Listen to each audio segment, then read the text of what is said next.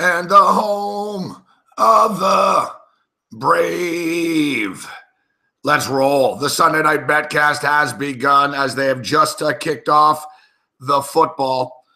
I am Gabriel Morency. Big man on campus will join us in a second as Sunday Night Football off and running. New England Patriots close the 7-point favorites in this game.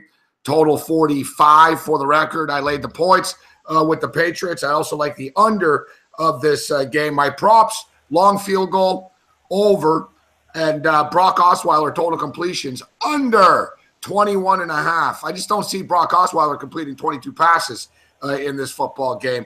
Just saw something interesting right now that the Philadelphia Eagles tweeted that we apologize. We ran out of fireworks, touchdown celebratory fireworks. The Denver Broncos not happy about that. You know, listen, a lot of people thought the Broncos were going to bring their A game last week. I think you are going to get a good effort from the Broncos tonight, yet I'm not so sure what a good effort really is from them. You know, you can try in life, but if you're not very good, it doesn't matter. I could give my best effort if I fought Brock Lesnar. Brock Lesnar is still going to fucking kill me, right? So yeah, big man on campus will join us in a second. Big man was just with us actually, but we had a little technical issue with Big Man's sound. Hey Gabe, you hear me? So Big Man's just adjusting a couple of things. He had to restart his computer. All right, so yeah, we're on the Patriots. We have the Patriots in a super contest on one of our teams. We're on the Patriots. I like the under in this game. I got the Pats minus the points. I teased the Patriots to the under, so I got the Patriots pick them under 52. I've got the Brock Osweiler under 21.5 completions, and I've got the long field goal prop as well. I figured why overthink this thing? You know, and I know most of the cappers and most of the people online that I saw, we're all talking about Denver this, Denver that tonight. I find, why overcomplicate things? Some things are nocturnal, like the Buffalo Bills, motherfucking sucking in the month of November. I believe we've got a big man on campus. Oh, I saw him. He was here for a second. He's gone. He's gone. Can you hear me now? Settle down, Bruce. Settle down, Bruce.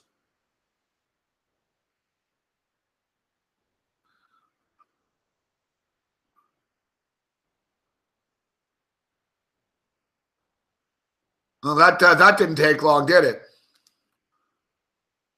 This is what I'm talking about. Ooh, but they're going to try tonight.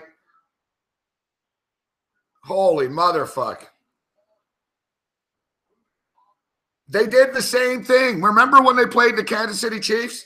They did the same thing. Like the Denver Broncos, like they've got major offensive issues. The last thing they can do is give the ball away.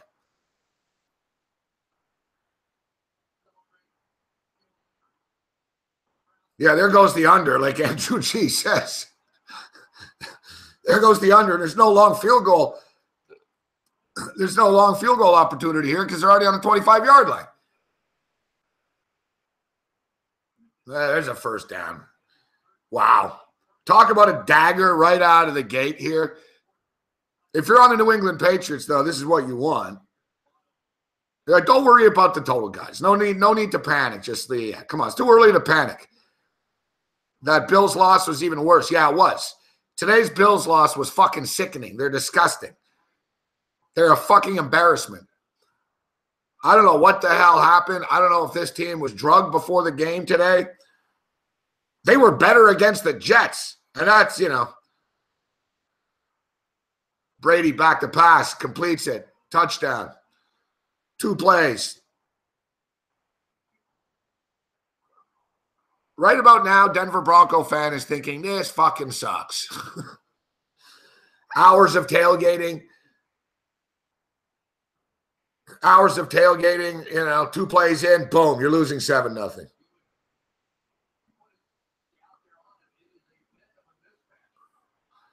No fly zone. The whole thing is with the Denver Broncos, they have a great secondary, but look, Brady's not even attacking the secondary. He's attacking the linebackers over the middle of the field.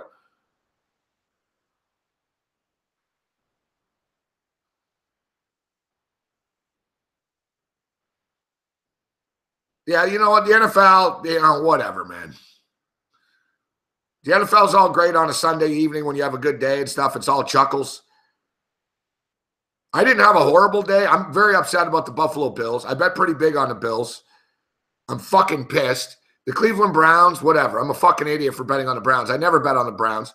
The fucking Browns, somehow, I don't understand, man. I'm getting 10 points. You guys are winning by 7, and you managed to lose by fucking 14.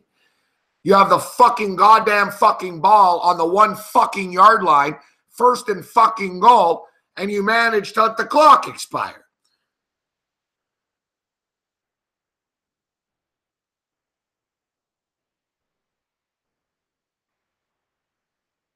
Unfucking believable. Give you a shout out. I'll give you a kick out if you want. What's up, Chris Edge? I don't take it personal, Andy, if you don't want to bet on the Bills. The Bills are probably in a good spot next week. I'll tell you right now, the Bills are not. They're not in a good spot next week. The Buffalo Bills are in Los Angeles next week to take on the Chargers.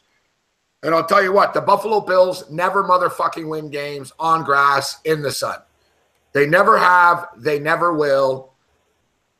And I'm telling you, the Bills, like they always fucking lose at Miami in the hot sun. They got their ass handed a couple of years ago at the Bucks. They always fucking lose in the fucking sun. I don't know. Listen, if they can get this, if they can win next week, this erases this. But today was a fucking embarrassment, man. There wasn't one facet of this fucking team that showed up today. 3rd and 13, fucking check down, shitty play calling, nobody fucking tackles. A complete disgrace, an embarrassment. I thought Rex Ryan was coaching again today.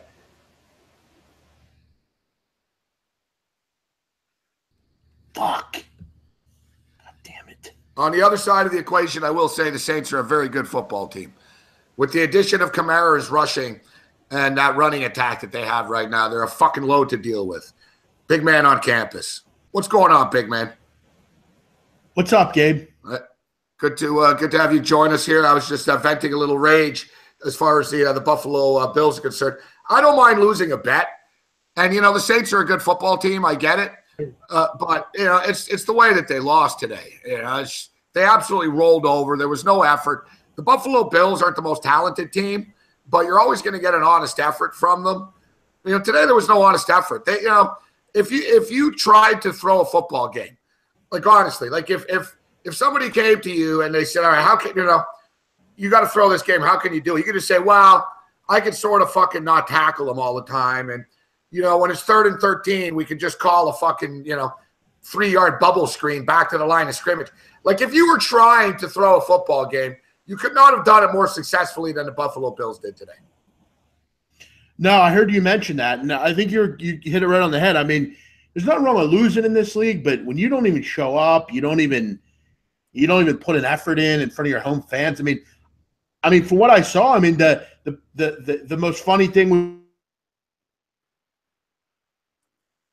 that got more attention than the Bills did. It was tough to watch for your Bills fan.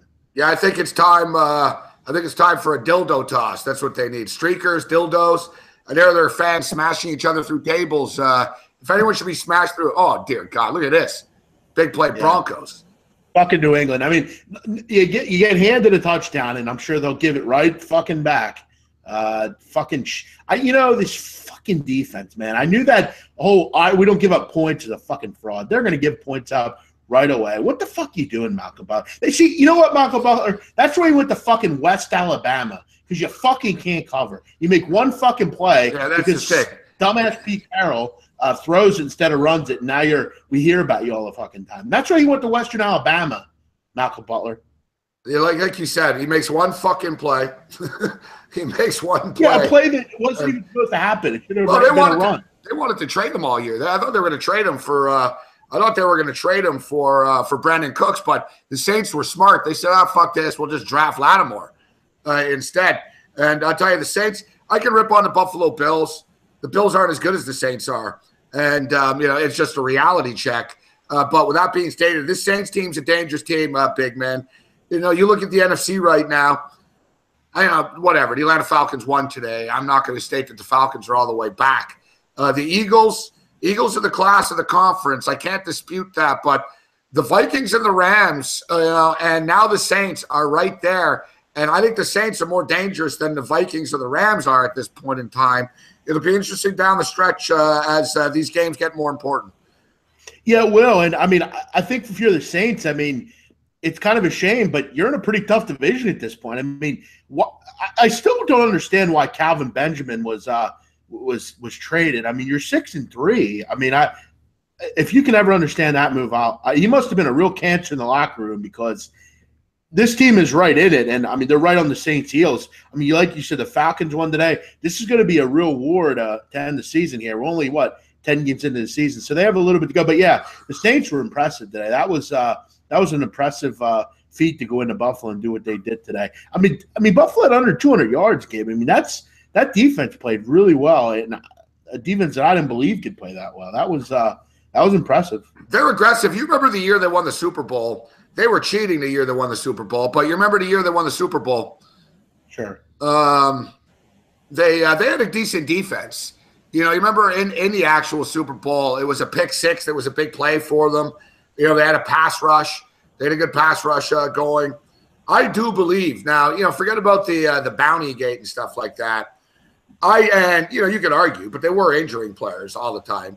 But what got swept under the carpet there, and I think they swept it under the carpet because it was post-Hurricane Katrina, was the fact that they were listening in on other teams' communications from the press box.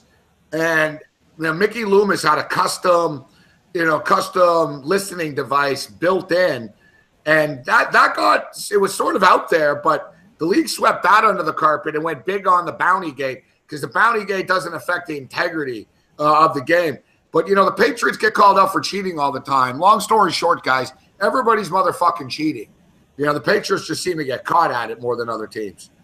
Yeah, it was kind of just swept under the rug after, the bounty gate they had, and then the Patriots did it, and it was a lot more publicized. But, yeah, no, I mean, we're going to learn a lot about the Saints. I mean, they're in a tough division, like I said. There's still a long way to go. And that's the problem. I mean, luckily for the Eagles – should have been picked. Luckily for the Eagles, I mean, they have Dallas. I mean, Washington's okay, but, the division's yours. The division's yours. Right. But that's what I'm saying. Like, every other team has – even like the Vikings. I mean, thank God, Aaron Rodgers went out. I mean, you get the Lions there. The Bears are a decent young team. We have the fucking Giants and the Redskins. I mean, they're a bunch of fucking loser teams. And even Tom Marino. It's one of the rare times I'll agree with Tom Marino, big man. But Tom Marino's aware of the Saints. Yeah, the Saints were listening to other teams' plays and shit. Like they were. They knew what was coming. They were cheating. The whole Hurricane Katrina thing. I'm buddies with Kyle Turley too, so I know a lot about that. Like Sean Payton, another thing. Sean Payton was like stealing pills and shit. It was like they just had a big pill pit. So everybody was baked on pills. Everyone Sean Payton was hardcore. I think he had an addiction problem. I think he went to rehab and shit even. So he was taking pills. But the thing is, there was an interesting story. We'll get back to the gambling aspect of this, but you're a smart guy, big man. I could send you a link. It's a fascinating story about the DEA recently. The Drug Enforcement Agency met with every NFL team doctor. And basically, NFL teams do not respect any drug law whatsoever, big man, right? As you would expect. And I wouldn't expect them to either. So, basically, you're not allowed to bring drugs across state lines. They bring drugs across state lines all the time. They don't admit how many pills they give to people and shit, right? So, they're allowed to bring – they're allowed to bring a certain amount and stuff, but – it's really a Wild West type deal. Nobody fucking asks, right? Oh, you're an NFL team. Nobody's ever really asking a team doctor, how much morphine you actually have in there? Fuck. What kind of steroid you have in there? Nobody asked shit. So the DEA actually had a meeting with all the NFL teams, and they said, listen, it's too fucking far. We know what, you guys are just, you're a fucking drug fest fucking here in the league. And it was great. I guess the team doctors told the DEA to go fuck themselves, and it got hostile, this meeting. It's a fascinating read. But one of the team doctors had a good question. He said, well, on Air Force One, you guys cross state lines all the time with drugs on the plane. And they said, yeah, that's because the president and the military. And the guy said, well, think of us like we're in the military. We're going to war every Sunday. We need these drugs. And, the fact of the matter is they do. You want to take away the NFL's drugs? Fuck, let's see how shitty the product gets after this. Right. No, you're totally right. I actually remember reading that. I think it was out of the Washington Post. And if I can remember correctly, one of the senators that was involved was, I think, from New Jersey, one of the refs from New Jersey. He was mentioning about, the Toradol use in the league. And I mean, it is an interesting thing to talk about. I mean, because at what point do you get addicted? Get this, big man. Oh, they don't give a shit about the addiction. Yeah, we can get into that. They don't give a fuck. They don't let players smoke weed, but they have no problem giving them Percocet. It's fucking ridiculous, It's like marijuana not addictive. Percocet is, right? Marijuana won't eat your intestines. Percocet will. Marijuana won't make you drive off the side of the road. Percocet will. Like, you go down the list of things. Obviously, perform on the field. Exactly. We don't care. So, but get this. So, one of the doctors fucking got up. It was, look at this. Big return. Go! Run, motherfucker, run! Go! Oh, yeah, good job, Denver. Good job pushing them along the way. You pushed them forward. What a horrible attempt at a tackle. Fucking hell. Modern NFL, bro. Modern NFL. What was that? Modern NFL. That's like a NASCAR draft. He NASCAR drafted him. Hey, buddy, let me help you. Let me help you out here a little bit. I'm gonna give you a little NASCAR bump. That's what we call in the NASCAR draft bump. Who was that? Was that McManus? No, it wasn't. Who was that? Devontae Booker. What the hell was that? Devontae Booker pushes him forward. And he's from Utah. They kind of know how to tackle there, even running back. No, they don't know how to tackle once you get to the NFL. Hey, bro. Hey, Booker, how about wrapping up? How about diving and tackling like a kid in the park would here? What a weakling. If you can't even push Keon Lewis out of bounds, I mean, that's kind of weak. Fuck. Wow. Like the Broncos, you guys are hitting new fucking lows, guys. You fucking fumble the fucking first punt of the game. You let the Patriots. I'm on the Patriots. I got to play on the Pats, but this under teaser, for the love of God, man. We got to get Mick on. Mick's a Denver Bronco fan. Oh God. He's hammered too. Oh really? Yeah, he went to a football game today. He's all fucked up. He's at the bar right now. Yeah, he went to the Eskimo game, didn't he? Yeah, he's tweeting video links. He's doing mini videos from the bar right now as we speak. Oh, nice. Well, let's get him drunk and get him home. Oh, Gabe. Yeah. 5-0 today. Citadel over, motherfuckers. Let's go. Nice job. Fucking dinner. Let's fucking go, baby. Nice job. Yeah. You know what? We have some college basketball tonight. We've been on fire. Good job, big man. How about the other night, too? Long Beach said, fuck, these motherfuckers can win the game outright. South Dakota State. Riverside, bro. We fucking nailed it. And the New Zealand Breakers won last night as 6.5-point underdogs. I swear to God, it's like deja vu. Every fucking 3 nights, I'm betting on the Breakers, winning this big money at 5 in the morning. And then I'm giving it away on this stupid American sports shit. Fuck. What's going on, Babano? Welcome in. No, exactly, Chris Edge. And the number one proponent of legalizing marijuana, Anheuser-Busch. I'm dead serious, big man. They lobby the most. Against. Nothing goes better together than Budweiser and weed. Yeah, because, exactly. Because you know what? In states in which marijuana has been legalized, get this, alcohol sales do go down. And get this, so do pill use. It's not even, it's a fact. It's whatever. It's fuck them. I'm telling you, it's going to be interesting down the road to see. I don't respect laws anyways, big man. So what the fuck do I care what they do? You know what I mean? I'm going to put it in my body when I want to put in my body. Fuck Molson. But it'll be interesting to learn down the road, And I would have to look up at the history of how long they've been using these painkillers and stuff. But it'll be interesting to see down the road how many of these guys get addicted to some kind of narcotic. They're all addicted. Fuck.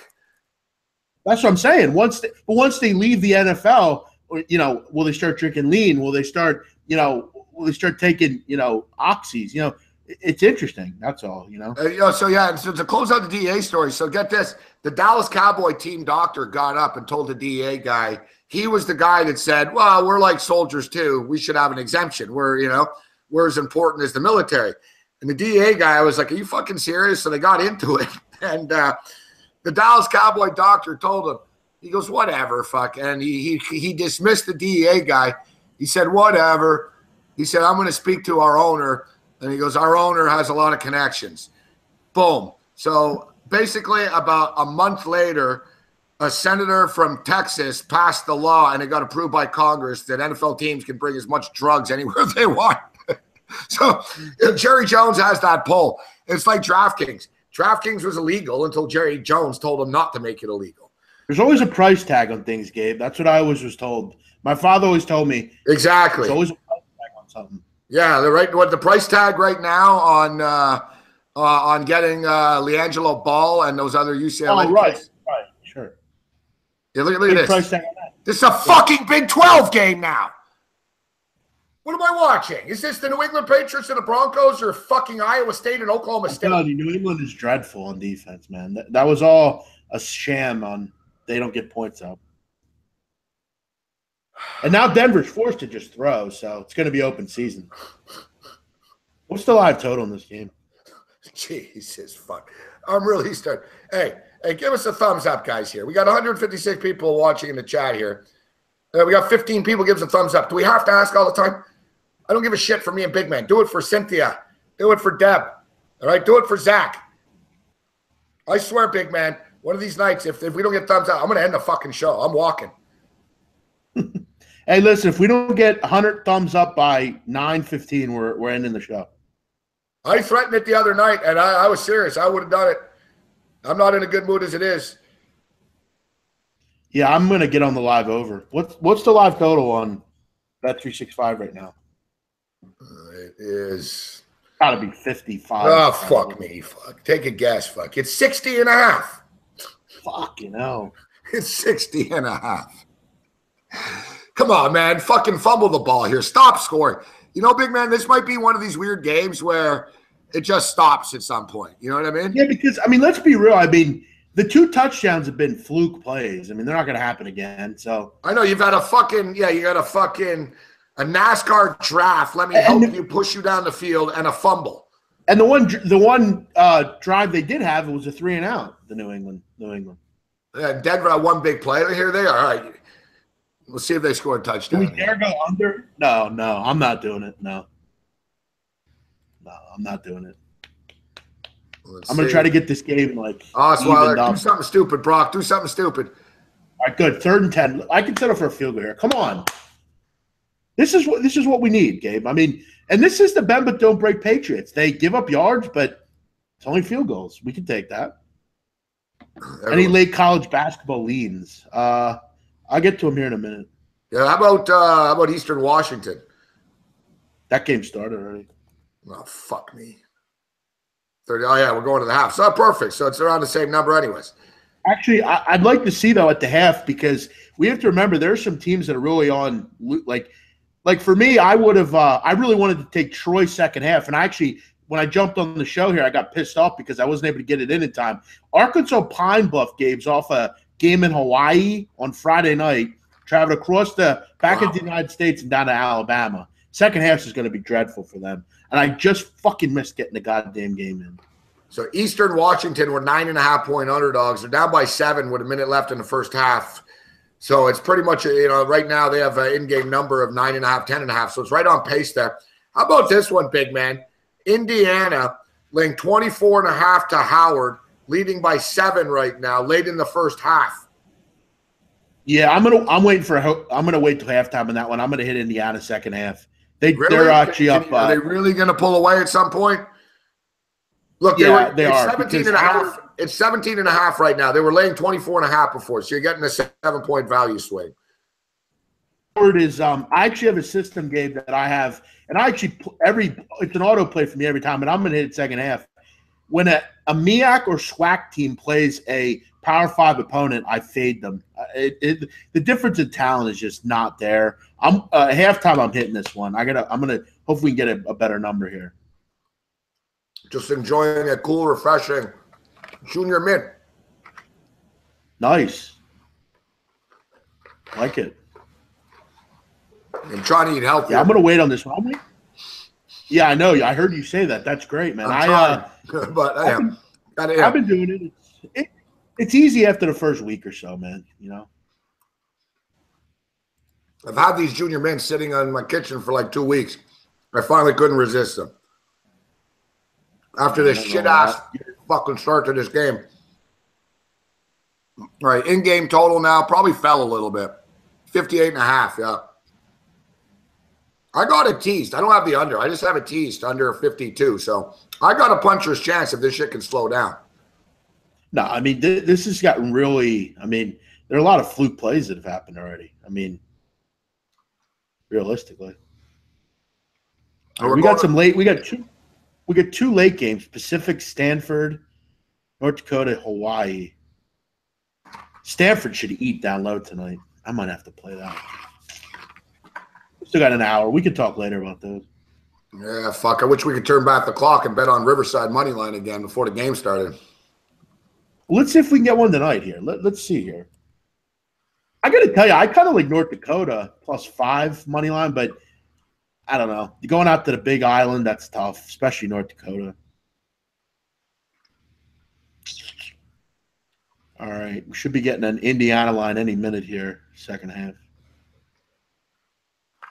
They're going to want to fucking fire Archie Miller, man, tonight if he loses this game. He ain't going to lose. They're not playing well, though. This is it's an embarrassment, though. You're a 24-point favorite against Howard. You're winning by 7 at the half. That's an embarrassment.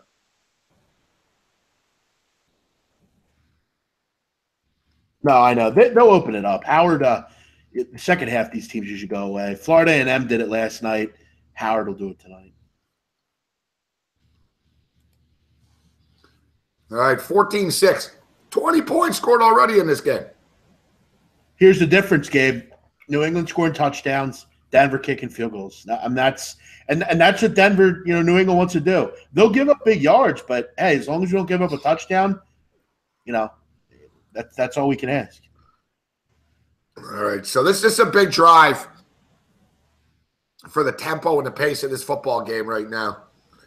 Yeah, if the Patriots just march down the field quickly and score, then this thing's just going to turn into a fucking shit show circus. Even though I'm on the Patriots, I'd almost like to see a little clock get eaten, punt the ball. Let's see a couple of stops here, big man. Let's see a couple of stops. You just want to see the Patriots run away. I know. We're kind of – yeah, well, that's true. Hey, listen, Gabe, as long as Denver doesn't score, you're all right. Oh, here's a big Go, Martellus. Go. Is that Bennett? Yes, it is Bennett. Great job. Great job of your fucking defense here, Denver. Like, holy fuck, man. Yeah, you know what's funny, Gabe? I said Bennett would score a touchdown on our show earlier. Let's see if he can get one. There's a big play for him. Like, this is – look at this shit. Like, they look at every play the Patriots have thrown, nothing's been down the field. All Brady is doing is dumping it off, and they can't tackle him. It turns into a fucking shit show after. I mean, Denver, we saw last week, Gabe, they don't get pressure on anybody. I mean, no one has – Von Miller's their only pass rusher right now. They're not getting any pressure, so – nobody can cover that long. Look at this. Everyone has their hands on the hips. It's 10 minutes into the game. They're already all tired.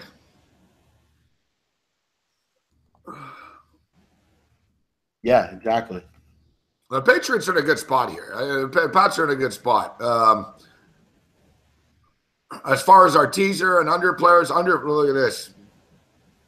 Gash up the middle for 5-6. Ugh.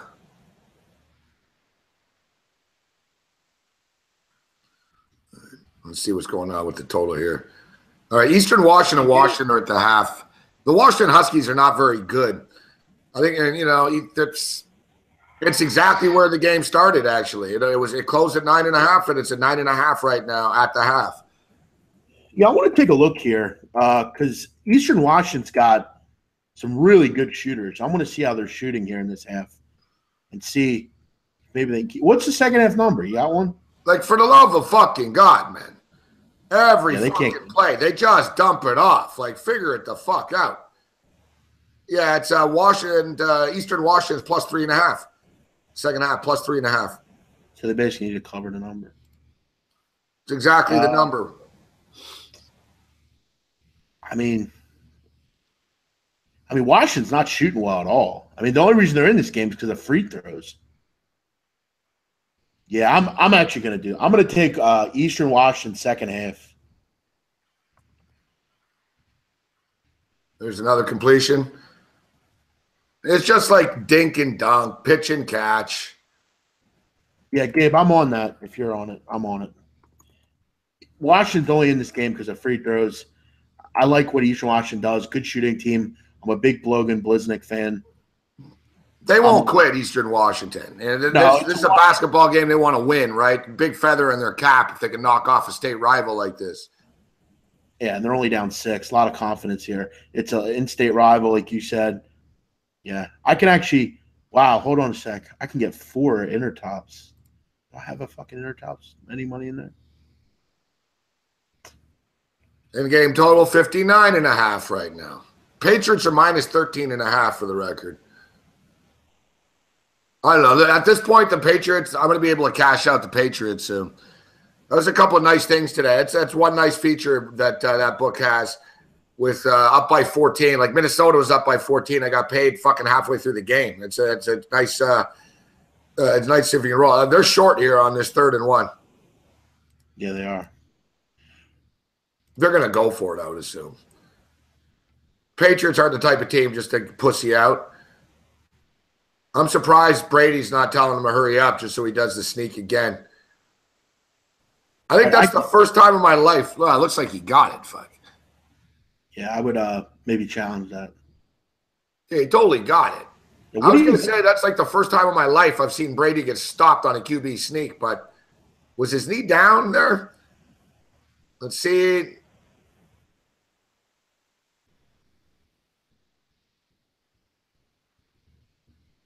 Little bit short.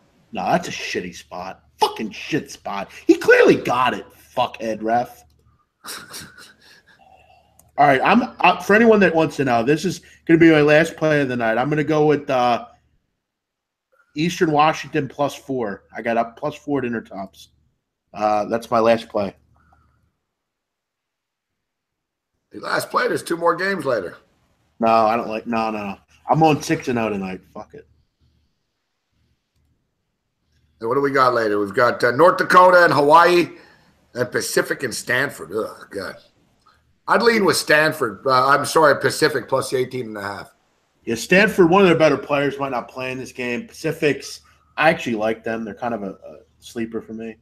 Well, look, we cashed with Riverside the other night against a Pac-12 team. Stanford aren't a great. They're decent. They don't really play a style of basketball that's going to blow you out, though. A big game, though, tonight down low. Pacific has no height, and Reed Travis is a bear down low. So that could get out of hand quick. It just might be too many points. 18.5 is a lot.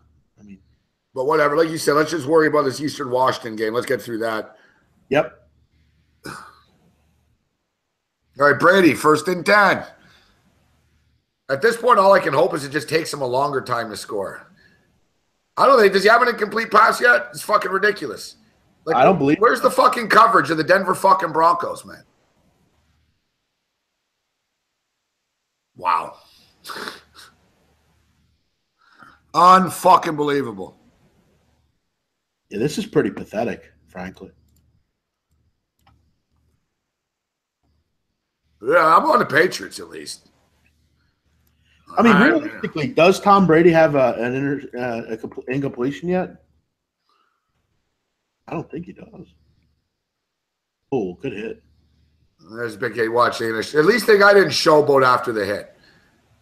I'll give him credit. At least you didn't showboat, because that would have been fucking embarrassing if you would have. They don't usually do that at Denver. That's only guys that never get tackles that do that. Brady's 7 of 8. 1 incompletion. 7 of 8. Brock Osweiler, we've got that prop under 21.5. Feels like he's got more completions than he does, but he's only got 5. He's 5 of 9. He's 5 of 9. Man, John Elway's got to get his shit together, dude. Like, he gets a free pass for this shit. This is John Elway's fault. John Elway's the one that fucking wanted Brock Osweiler in the first place. John Elway's the one that thought that Trevor Siemian could get it done after that. John Elway's the one that drafted Paxton Lynch. That's 0 for fucking 3 at the quarterback position. Yeah, he's done some terrible drafting. You're totally right. Especially the quarterback position. You're totally right. I mean, at this point, he would have been better off just giving Ryan Fitzpatrick $10 million a year to be the quarterback. Yeah, or Case Keenum or somebody. Exactly. That's what I'm saying. Look at the Vikings. Case Keenum. 7-2 with Case Keenum. Yeah, all of a sudden you have to kind of worry about them. I mean, you're starting to believe in him a little bit. Who, Case Keenum? Yeah. The team around him, they're just a solid, fundamental football team. You know, if it was the Vikings at the Eagles in the playoffs, I would give it a distinct advantage to the Philadelphia Eagles if the game was in Philadelphia. Like, this is why home field is going to be big for the down the stretch here, big man, because Minnesota is a motherfucking tough place to play, dude. I don't know if they're piping in crowd noise. And look at this shit now. I see Lackenfora. Vikings need to re-sign Keenum. Yeah, and if Keenum has a bad game next week, Lackenfora, you'll be fucking writing that they need to start Teddy Bridgewater next week. Need to sign Keenum, fuck. So, it never ends with these fucking jackasses in the mainstream.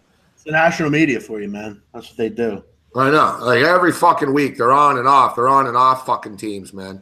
And it's like, I got to love the national media. And I'm really not complaining, but I am going to complain because it doesn't seem like it. All I see on these national fucking shows are, well, the Eagles, I don't know about them. They're good, but we still got to worry about some other teams. Fuck off, all right? Let's get some fucking respect. I mean, none of us – that fucking Nick Wright guy, who the fuck's he? He doesn't give the Eagles respect. Who the fuck are you? Chris Carter sons him every fucking day. Who the fuck is that guy? Who the fuck is Nick Wright? Have you ever heard of that guy? Because I never have. Who the fuck are you? All right, Martellus Bennett, I'd like to see a touchdown from you here. Come on. Yeah, he got crushed. That running back, look at this hit. Checking the targeting? Of course now. It's just football. It's fucking – if you slow it down in slow motion, of course. I think they're just checking. Playing football, fuck. I think the refs are looking into should they take him out. I don't even know if he's in. But for concussion protocol shit or whatever. So LA Rams are at the Minnesota Vikings this week. That's going to be awesome right there. Get rid of it. Pass interference. There it is. Flag, buddy. Settle down, Brady. Brady's a dick.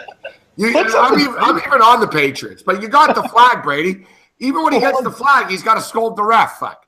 Like, shut the fuck up, man. He ran right to that ref. That was pretty funny. No, they called the flag. Like, what are you crying for? I have to tell you, Gabe, Tom Brady's, there's a lot of funny people that get mad and they look funny, but when he gets mad, it's pretty funny, I think. He's really funny looking when he gets mad. He looks like little Richie Rich, spoiled fucking brat. Fuck. What do you mean I don't get to drive the Benz tonight, Dad? I have to take the Beamer? They look at him run. It's like, dude, the flag was thrown, Tom. Chill out. I know. That's him, man. You know what I mean? Like, dude, I'm a Michigan fan, so I remember when he was just a humble, dumb kid. Fuck. Now he's just capital dickhead. Fuck, Yeah, when no one knew who he was. I love Tom Brady, so I can't say nothing bad about him. But when he's mad, he's funny. But I mean, when he was just like a nobody, no one knew who he was. I remember. Yeah, so the Rams and the Vikings next week. Ooh, some heavyweight shit there. I think the Vikings beat them, man. This is offense versus defense. I can't see. It's Eagles Cowboys next Sunday, Gabe. I said Rams Vikings. Right, Sunday night? No, not Sunday night. Next week. Oh, you're just saying in general. Oh, okay. Yeah. Come on, man. Not everything's about the Eagles, big man. No. I usually tell us who the game is. That's all. I did. You're dreaming of the Eagles. I said it 3 times. I'm not dreaming of I said the Rams are at the Vikings next week 3 times. Right, and I'm asking, why are you telling me this? So you just telling me this because I'm saying that this is a fucking massive game for home field advantage as you move forward here. Right. No, these are the 2 teams that are as good as the Eagles, along with the Saints. This is the biggest game in the NFC of the year so far. And then later in the night, the Cowboys and the Eagles. Fucking Brady, come on, get rid of the fucking ball, dude.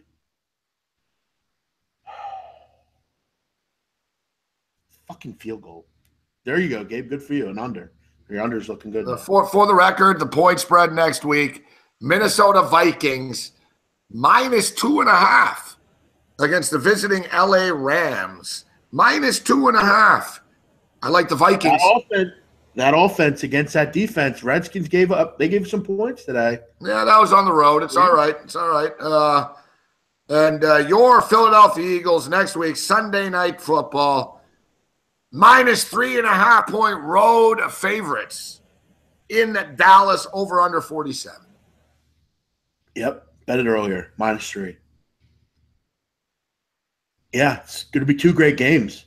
I mean, I'd say we just that's the 4 o'clock game, I'm guessing, and then it's going to be great. 2 great games. Rams Vikings are 1 o'clock, early start, so advantage Vikings there. The late games actually, get this, there's only 2 4 o'clock games next week, or 4:05, 4:25, etc. You got the Buffalo Bills, my Bills, at the Chargers. Big day for you, Gabe. A lot of good games for you. And the Patriots and the Raiders in Mexico City. Oh, shit. That's next week? Yeah, it caught up on us. SBR was talking about going there. But I don't want to go to Mexico City now anyways. Fuck. I don't want to get kidnapped. Don't steal anything. Yeah. So that's it. We're talking about everything's a deal now. So, China. So they got 3 UCLA players. In exchange, you're going to see this year's Rose Bowl is at fucking Alibaba Stadium. Chairman Mao Zedong stadium at the Rose Bowl. You're going to start seeing, guys, every UCLA broadcast, you're going to see fucking Chinese Airlines, Shanghai Airlines. They're going to tell them, all right, we want to rename the Rose Bowl. You're going to name a medical wing after one of our guys. The Xi Jinping Hospital. That's the leader. Yeah, exactly. UCLA Medical Facilities, now the Xi Ping Center. And that 200 Chinese allotment of doctors a year is now 400. They all get to go for free. And we want 100 free pairs of Big Baller brand. But by the way, I have to always realize and remember, Gabe, that the internet is a fucked up place. I actually follow all those kids on Instagram, and I follow the girlfriends of them too. Not sure why, but I do. And the girlfriend last night of LeAngela posted a picture of I don't know, I guess she got new heels or something. And you should have seen some of the comments. It's pretty fucked up. They're like, did you steal them? Did your fucking boyfriend steal them for you? It's just what's she have to do with it? She didn't do nothing. UCLA University of China Local Association. Exactly. The Rose Bowl. Brett Musburg, you are looking live at Shanghai Qingpi Stadium at Pasadena. Sponsored by Alibaba. They're going to tell them, all right, we got your – I told you, big man. You knew it as well. I remember some guys were like, man, you two are overreacting. You and I talked about this last week. People are like, you guys are overreacting and shit. When I said it's like international incident shit, and we both said the same thing. You're not the Beverly Hills Police Department, fuck. Even the LAPD, where LeVar comes in, all right, what's the bail? Fucking, all right, $450, okay. It's, I think that people realize the fact that they're not allowed to leave the country, you're realizing this is real. They're fucking lucky. They're getting special treatment. The fact that they're not in jail. They're at the hotel in house arrest. The punishment the punishment they're getting is, I would love that punishment. I mean, you don't got to go home for 2 more weeks. You don't got to face the American media, your father. You get to sit in a 5-star hotel. You get to walk around the hotel. You go to restaurants, the weight room, wherever you want. There's no one guarding them either. They can walk across the street if they want, as long as they don't leave that area. Yeah, they can't leave the complex, like you said. Man, at first we didn't really know much about it. You know, we heard it was a Louis Vuitton store. Yeah. And then I heard, all right, it was sunglasses. Yeah. Now I hear the real deal. Now we know the real deal. They stole from 3 different stores, bro. Like this isn't, but this isn't like all right, I fucked up. I like the sunglasses. I didn't, you know what I mean? You walked around systematically. Now, big man, everybody in China is like 5 foot fucking 2. Okay? Right. You're talking about 6'8" fucking black guys. Like you and I would stick out in China. Walking around, like how stupid are they? They don't think like they're like giraffes. You're like giraffes walking around a shopping center, just stealing from store to store. Fuck. They're a fucking embarrassment. I thought it was just a one-time thing. It was a one-store deal, and we made a mistake with a pair of sunglasses. No. You fucking went around like a bunch of jackasses and stole from 3 different fucking stores. I say throw the fucking book at them. Fuck them. Fuck them. They're an embarrassment. And I'll tell you what, Steve Alford's a gutless punk. Fuck. You know, I don't know what the fascination with the Ball brothers is to have this guy on the team, but whatever. I have no respect for you, Alford. You have no control over your team. If I tell you what, if I was the coach and I went to China to play a fucking game and my kids stole shit from 3 different fucking stores, I'd kick him off the fucking team. Simple as that. And the fact that he just shows how gutless he is. Well, I don't think he can at this point. They're not there. I think this is a good time for him, though, to distance himself from them if he wants to get out of that. And from what I read, Gabe, I guess they're partnered with Under Armour. This could be a spot where Under Armour says, look, we don't really want to be involved with this. We're going to pull out as well. I mean, I got to tell you, I think the Balls are done at UCLA. I think he'll get kicked off the team, and I think the younger one, I don't think he's going to go there anyway. So the younger one wasn't going to college anyway. Right. So, I mean, you have a real possibility that this might be the last. I mean, this is the time to distance yourself. You have a reason now. He broke a rule, and it's time to move on. The kid doesn't have much of a future. I've said that many times. The middle son is not very good. He's a pretty good shooter, but at most he's going to come off the bench for UCLA. It probably is time at this point. But we haven't seen any proof. So, again, maybe he was just there. Did he steal anything? I don't know. I'm not making an excuse for the kid. But at the end of the day, it's stupid. I wouldn't do it here. I don't know why you would do it there. He's got to come to the realization. Yeah. And Tom Marino, how did enabling Johnny Manziel work out for Johnny? How'd that work out for him? Yeah, that worked out great, right? That everyone looked the other way. You're right. Johnny Manziel openly signed fucking footballs for money. Fucking got away with it. The youngest one's not going. Pryor gets a tattoo and somehow gets suspended in the NFL, big man, because of it. Right. The younger one, it doesn't matter what. The younger one's not going UCLA. I know we are going to think he is. He's not. He's not even fucking in high school right now. DJ Mike is onto something here. You're right. They're going to say, listen, LiAngelo, you're not good enough for the NBA anyways. So, we're going to let you out, but you got to promise you're going to play for the Beijing team next to Marbury. The Shanghai Sharks would be a great place for him. Yeah. But, the season's only 3 months long anyway. I mean, stay there for a little, play, get your game up, maybe help the team a little bit, and, go from there. No, I know they're not going to kick him off the team, Fike. I know they're not going to kick him off. They're going to suspend him for a couple of games. Gabe, he should come home because what's going to happen here is he's going to stay there for 2 weeks. They're going to ban him from China forever, and this is all going to be over. Block. Oh, yeah, this is great. This is fucking great, Denver. The special teams for New England's terrible. It's awful. I mean, Denver's terrible, yeah. This is like fire the special teams coach type shit. So you drop the punt. This is a trifecta. You drop the punt. You're lucky that you go back the other way. Yeah. You drop the punt. You allowed a kickoff return for a touchdown, in which you aided and abetted by pushing the guy forward. And now you have a punt blocked. Like, what else can they do? Like, that's the trifecta. Like, what else can they do? Was they took it back for a touchdown, but. Yeah, Tom Marino, he's not going to go to college, dude. What do you. LeVar said he's not going to school. Yeah, he's not going to college. And look, LiAngelo should just take this as an L. He'll go work for his dad. He'll be rich forever. Why even play basketball? I mean, you're not that good anyway. You're already put on. You have a Ferrari. Go work for your father. Be a big player in his company, and That's it. I mean, take it as an L. It is what it is. Paul asked, why are we watching the NFL? I don't know. Fuck.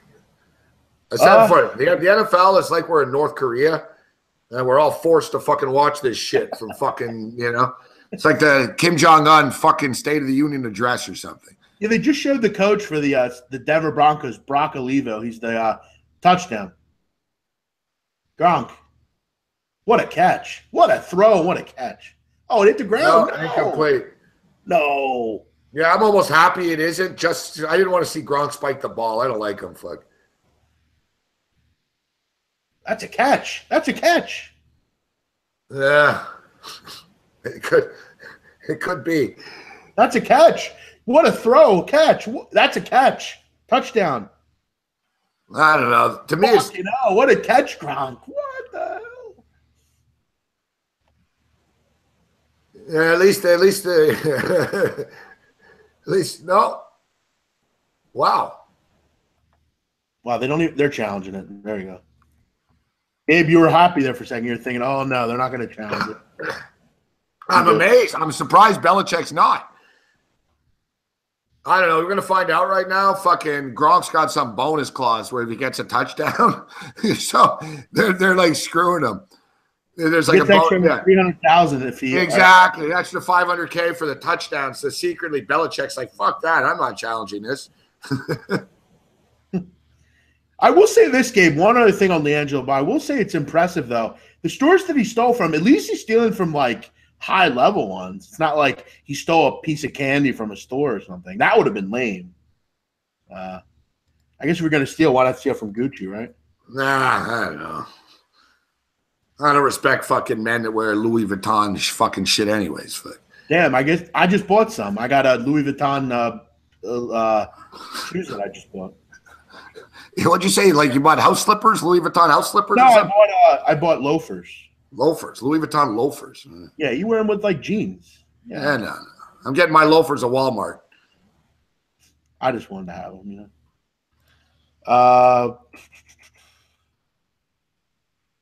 So is that a touchdown or no? I didn't hear him. Not a great start for the second half, but not the end of the world. It's 48-38 right now. Washington up by 10. So we've got them at plus 9.5. They're up by 10 right now. Yeah, well, I mean, this zone that Washington plays, this should be a decent matchup for them here in the second half. So let's just not worry about the score. Let's just let it happen. I don't know, dude. In the old days, this isn't a catch. I grew up. It used to be very simple. Did the ball hit the ground or not? Not, did he have possession and he control the ground? It was very simple before. If the ball hit the ground, it's not a catch. You could bobble it, you could juggle it, you could do whatever the fuck you wanted with it. As long as it didn't hit the ground. This new modern NFL, they don't even know if it's a catch. Like, they're just going to make this shit up now. The ball hit the ground, but yeah, he controlled it. It hit the ground. The ref, Gabe, what would you say here? Do you think it's a catch? That's not a catch. Okay. To me, it's not a catch. Gronkowski thinks it's a catch. Of course he does. Whatever, fuck. And Gronkowski's fucking hung. The ball could hit the ground clearly, and he would say it's a catch. It hit the ground. Look, that's not a catch. I don't even know why we're debating it. This fucking league. Is it a catch? Is it not a catch? Is it a catch? All right, here we go.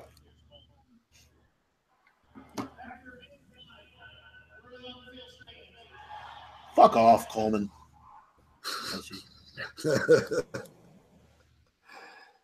Bitch. No, I did not receive my big baller brand stuff yet. No. I don't know where the fuck it is. It's not a catch. It wasn't a catch. No, we got it. No, I know. I'm just stating. The ball hit the ground, guys. Fuck, all right? Nah, Gabe, it looked like a touchdown to me. Come on. It's like, fuck this new fucking NFL bullshit. Fuck. Oh, let's scoop the ball. Fuck. See, Gabe, this sucks, though, because it's just delaying the inevitable of another touchdown. I know. It needs a couple of seconds. Now it's really going to take fucking months for me to get my fucking shirts and stuff because LeVar's in fucking China dealing with legal shit. They didn't have a fucking problem taking the goddamn money from me, though. Settle down, Bruce Chad. No talking about Bitcoin, Bruce Chad. I saw you earlier doing that. Here's Brady. I saw Bruce chat. I saw Bitcoin, and I see his name next to it. I know I was busting these guys' balls before, but I see Bitcoin's taking a beating in the last few days. I hope they're doing all right. You guys are getting out of this or whatever it is. Yeah, Bitcoin. That's the thing. I didn't trust that shit. Starting to be unraveled as some scam. Where's everyone at? No one mentioning it. Jazz in here? I don't take glee in it because I don't want to see people lose money on this shit. But these are the same guys that all rub it in our face. Eh? Oh, you're all fucking idiots. Eh? We're all making money on Bitcoin, but you're not. He's not in here, actually. Yeah, because he's on a balcony somewhere, man. Bitcoin just lost 30% of his value today. Really? I don't know about that. Yeah. I heard Bitcoin just dropped 30%. Oh, here he is. Yeah, there he is. Sorry. Big baller brands going bankrupt before fucking. Oh, here's Jazz. I'll just get my money back. Randy Bobandy. What's up, Randy Bobandy? Settle down, Bruce. Yeah, settle down, Bruce, Jazz. Stop causing trouble, Bruce. Bruce, real troublemaker, huh? Yeah, you were acting cool for a couple of days, Bruce Chad, but now you're just acting weird. Nice to see Babano's in a better mood, though. Babano was surly for a couple of weeks. Yeah, if you're up 1,500%, yeah, that's not bad. You can kick 30%. That's not bad. Perfect rotation. Settle down, perfect rotation. I got to get like a voiceover done by someone. Fuck. You should get a shirt. Yeah, settle down, and we'll just have all the names. Settle down, Bruce Chad. Settle down. You should have a shirt with his picture on it that just says "settle down" and then a picture of him underneath. Big burglary, Brad. Hey, that's pretty good. Come on. Hey, how about no? Hey, it's funny. Big burglary, Brad. That's fucking. That's the best. That's the best comment we've ever had in this chat before. How sweet was it also that Lonzo had a triple-double last night right in front of that little prick Jason Kidd? That was sweet. Oh, yeah, Kidd doesn't like being compared to him. Oh, Jason Kidd talked shit on him the other day. Fuck yeah, I know. At least Lonzo Ball doesn't beat up his wife. Like, how did it feel, Jason? It took you, what, 90 games to get a fucking triple-double? It took Lonzo 12, motherfucker. Super future Lonzo's a bust. He's not a bust. Yeah, he's a bust. Triple-double last night. Real bust.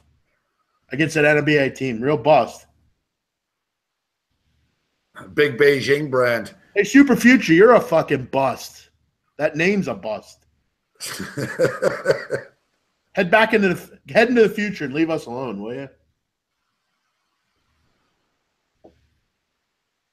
Big man is a fan of the Ball family. Yeah, all you people want to see him fail. It's pathetic. Lonzo Ball socks. It's the worst when someone tries to talk shit about someone. At least spell it right? Yeah, sorry. Jason Ike Kidd. Funny. The big burglar brand is the winner, man. Tawan wins. It was funny when someone else said it, Amar, but no. Yeah, yeah, exactly. Yeah, we remember Tawan said it. Tawan gets credit for that. No one else. Yeah, Tawan's the winner. He's not supposed to average 20 a game. That's not what he supposed to. He's a fucking point guard. Now I'm on big man side with this. I don't like Lonzo Ball. He's not a bust. He's a good little fucking player. You know, in a perfect world, he's going to score 14 points.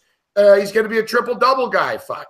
You know, he's a little stat monster. He's not a bust. He doesn't suck. He just can't shoot. Fuck. And in a couple of years, he'll be able to shoot. Right. Buy U.S. products only. Fuck. Well, what do you? So, in other words, you're going to be a minimalist and you're not going to buy anything, David H? No, he's a Trump guy. That's why I said that. Nothing's made in America, David H. Nothing. Donald Trump's ties are made in China. Yeah, right. Ivanka Trump doesn't make a fucking thing in America. Like, how come she doesn't make anything in America? How come he doesn't? That thing also, Gabe. He doesn't play any defense. What NBA player does? It's like, James Harden plays defense, right? Or Kyrie Irving, or No, you're right. You're right. You know, and there's a lot of guys in the NBA that don't play defense, that didn't play defense coming in, but learned to play defense along the way. Right. De'Aaron Fox. De'Aaron Fox can't shoot a fucking lick. What are you talking about, FIFA? De'Aaron Fox is shooting like 25%. I mean, if you're going to talk about bad shooting, make sure you mention De'Aaron Fox too. All right, here we go. No, Master of Disaster. Where the fuck have you been? We've talked about that about 4 times. One of those nights on here yet again. Yeah, James Harden's overrated. What a surprise you would say that. God, what an idiot. Yeah, overrated. Yeah, these Sunday nights, like, I swear, I haven't done cocaine in a little while, big man, but Sunday nights here, it makes me want to. Yeah, I've never done it, but I'm actually close to a big fucking line. I actually have a fucking kilo right in that room next door. Like, seriously. Give me a fucking – I need something to fucking take it off of. I'm going to make a video like that guy did in the video. Super Future says Westbrook sucks too. Fuck. Right. Yeah. They're the best players in the league, but they suck. All right. Garrett Bowles is a kid, by the way. I know. Fuck. Yeah. It's a great story. I know.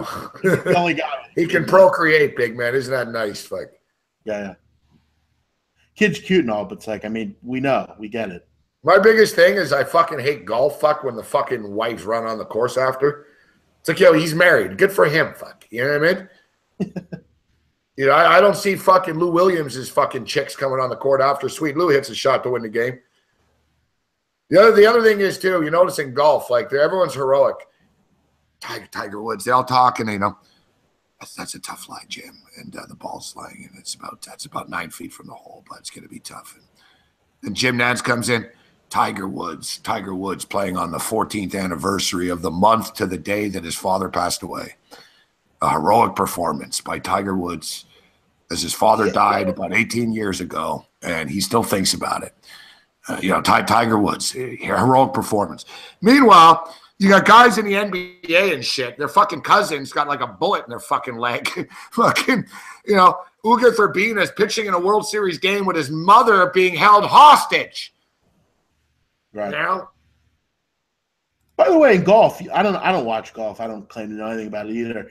They're in a fucking building. Why do they talk like this? You know, Jim, Henrik Lund or I know Tiger Woods is coming up for a putt. He's why do they talk like that? They're in a fucking room somewhere. What are they? They're on the course. They, you know, what I don't get either is they call golf fans patrons instead of fans. The patrons enjoy that shot. Like they're fucking fans. Like, yeah, they're a bunch of jackasses. That's what they are. Goofy pants. You're fucking jackass. Fuck. In the hole. Fucking golf fans. Fuck. Get in the hole. Yeah. Shut up, asshole. Fuck. Golf requires goofy pants and a fat ass. Talk to my accountant, neighbor the accountant, huge ass. If anyone knows what movie that's from, they get something special. Hold on, let me see something here. All right, Master Disaster, we get it. You're trying to be funny. It's not anymore. Let's move on. All right, Super Future, we'd love to hear your question. What is it? We'll wait. We'll actually wait for it. Yeah, well, you know what? Yeah, do that because I'm just going to let me just step into the arsenal here. What's your question? Yeah, hurry up. We're getting the gun ready. Hurry up. Exactly. Starting to upset me as it is already. I'm sure this will be. Hey, do you guys work for the Bucks or? No, that's the big. Whatever happened to that guy? We blocked him. Oh fuck! It's the same guy. I knew it was. See ya. Taifi Taka. What a fucking loser. Yeah, enjoy the block button, dickhead. You're gone.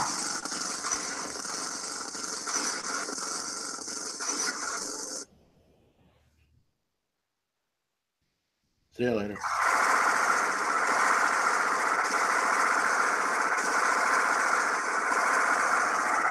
And I'm telling you what, FIFA maniac, you're going to be next, fuck.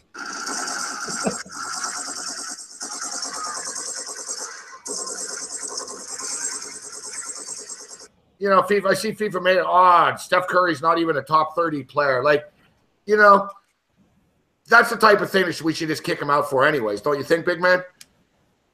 I actually agree with him on that.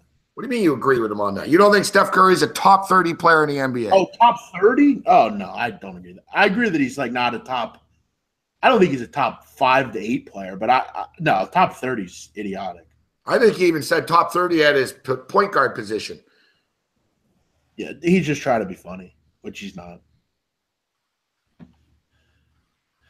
Keep the change, you filthy animal. I don't know what that's supposed to mean, Supermore. So what are you saying? This show's good or bad right now? We're actually winning right now. Can't you tell I'm winning? Yeah, I don't know if you know Supermore, but I have the fucking Patriots, dude. Maybe we're getting upset because of the chat. Hey, Gabe. Yo. Take a look at that Eastern Washington score, pal. All right, let's not look at it for a while. He's not looking. All right. 52-48, 9 minutes. So Eastern Washington's outscored them 14-12 in the second. They're competing. That's all we can ask for. They're battling. I think the in-game over 144.5 could be worth a look. There should be some points down the stretch here, but let's just ride out the let's get this Eastern Washington home and try to navigate our way through this Patriot game.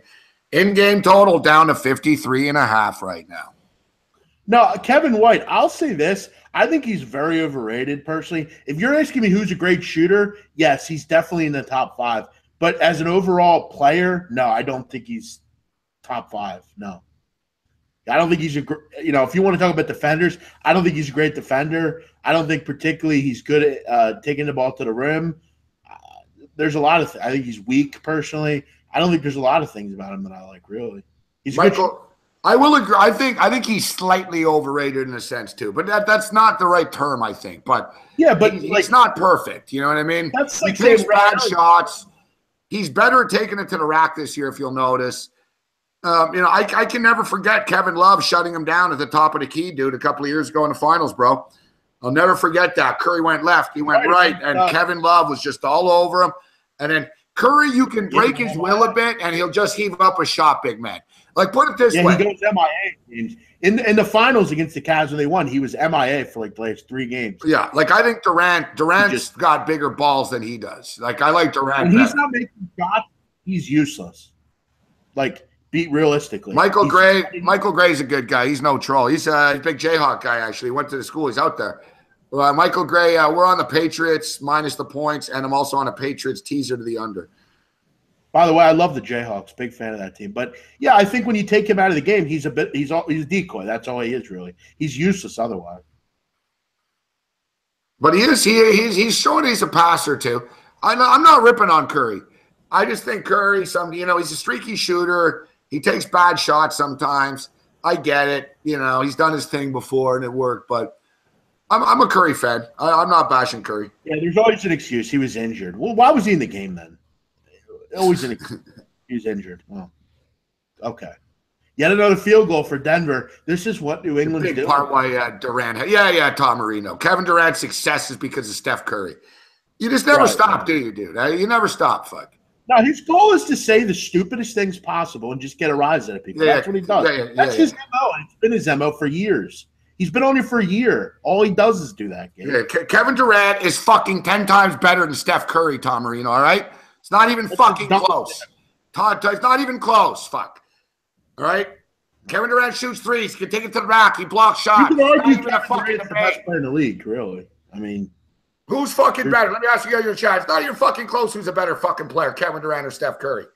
Kevin Durant is, fuck. Yeah, agreed. I'd take Kevin Durant over anyone, maybe other than LeBron. Well, what about Kevin Durant's fucking success for the fucking 10 years before that? Fuck. Right.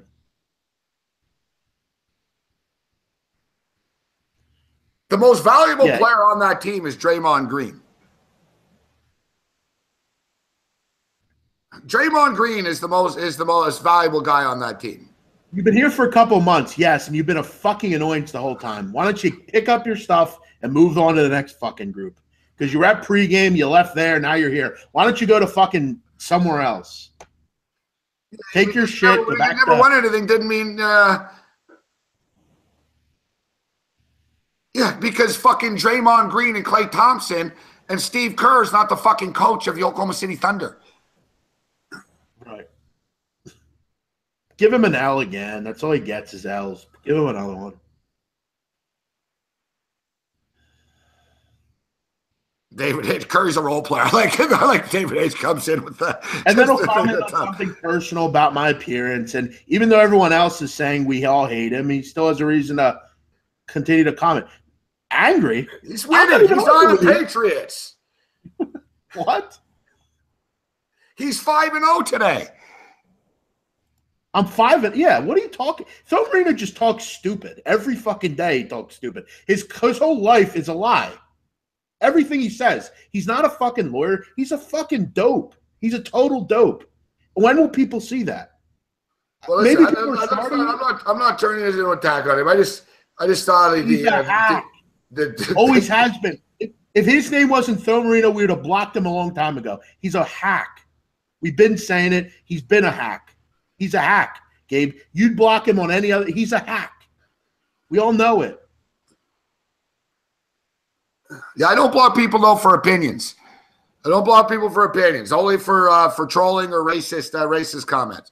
All right, so 20-9 right now. In-game total 53.5.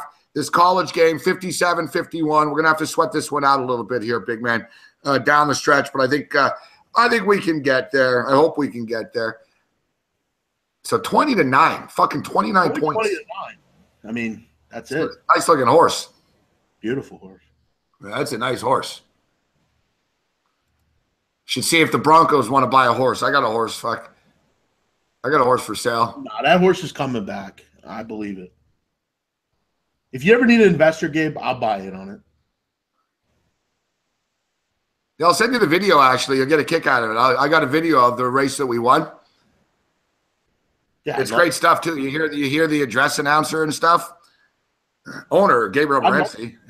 And I got a call from someone at an OTB, from an OTB, and I got a text. They're like, dude, they're like, I'm in an OTB. Did I just hear your name as a fucking owner? Is it you? And they're like, I see it's in Toronto. So I'm like, yeah, it's me. It's actually, yeah. But yeah, we got partners. Jazz in the chat owns 25% of the horse. Well, 25%, 70%. How'd you get into that? I always talked about it, but one night I was drunk and I was hanging with a buddy of mine, a guy I know. His father is a Hall of Fame driver. You know, they call them jockeys in thoroughbred, but, you know, harness racing, they call them drivers. So his father's like a Hall of Fame driver. So I wouldn't get into horse racing because, you know, I would recommend no one does get into horse racing. It's a shitty business. But we thought we had an angle because we had a Hall of Fame driver and we had an inside stuff like to get the right horse, and it sort of worked out well. So we didn't fuck around, big man. Like we've got like an $11,000 horse with tax and shit. He's like 11.5 or something like that, nearly $12,000. So like, you know, we don't have a fucking pony. We have a real horse. Yeah, you got a real one. Yeah, he's won like $140,000 in his life. So we got him. And we won a race in our third race. Like our first race, we finished in 6th place. The second race, we finished in 4th place. And then the third race, we fucking won. And we smashed the field, dude. We went wire to wire. We set a fucking record and shit for our horse. Like we really smashed the field by like 3 seconds. It was nuts. And then fucking the next race, fucking we went wide. We came out of the gate and it looked like we were gonna fucking go wire to wire again, but we ran out of steam. And then there was a race where there was a delay right before it started, and our horse has never been the same since. He got pissed off, our driver told us, yeah, he fucking lost it, because basically imagine our horse is very aggressive. He's an aggressive guy, so. He got worked up, ready for the race, big man. You know, imagine like running out of the tunnel and shit, ready to go. But then there was no race. And he didn't react well to it. Like he got fucking angry and he got moody and then he got hurt. You know, one little fucking 22-minute delay threw us all off, and then he cracked his fucking hoof. So now he's got a cracked hoof. His hoof is fine right now. His foot's fine. But it's going to take another 6 weeks to get him back to racing health here. But we're going to get him on the track again. We were doing pretty well, man. Like, we raced in 7 races. He made us money in 5 races out of the 7.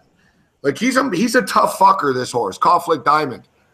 Like, he's a tough fucker, but we've had a lot of bad racing luck. Kind of sucks. Like, the guys apologize to us. They're like, you guys get into the horse racing industry and your horse fucking gets hurt 6 weeks in. But I told the guy I'm a gambler. I'm used to bad luck. It is what it is, Sure.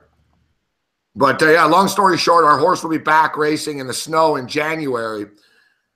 And the plan is, we're going to race him. Hopefully he wins a bit. And if not, we're just going to sell him, and get our money back and get the fuck out of this thing. Sure.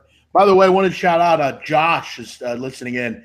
We shout out to his wife, Katie. I guess he wanted to shout out for his wife. So I'm not sure what that has to do with you, Gabe. Maybe she thinks you're a good-looking guy. I don't know. But who's this? What's this? Or I don't see what. Josh is listening in. He said shout out to his wife, Katie. So we shout you out, Katie. Hopefully you enjoy the game tonight. Joshua Murchison. Oh, can you give my yeah. What up, Katie? Yes. You're a lucky guy, Joshua. Katie sounds like a great girl. Great girl. Yeah, I wish I had a girl that let me like sports betting and stuff. You know what? I can't click. It looks like he's got a picture of her. I'm tempted. I want to see her now. You're a sick guy, Gabe. I was just being honest. Josh, tell us about your wife. Let's hear about her. The other night, Steve, Stucci? Stucci from Minnesota. Stucci was concerned because his girlfriend was in a bathroom and he heard a vibrating sound. And Stucci's like, I think my girlfriend's rubbing one out here. And he was getting all mad. And I told him, I said, get the webcam on. Let's do some investigative journalism here. Let's see if we can bust her or not.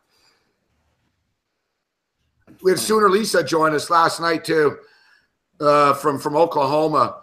And did she gloat about Oklahoma? Yeah, she loves the Sooners, and she's funny. She's like, I'm listening with my friends in a car here to you, Morency.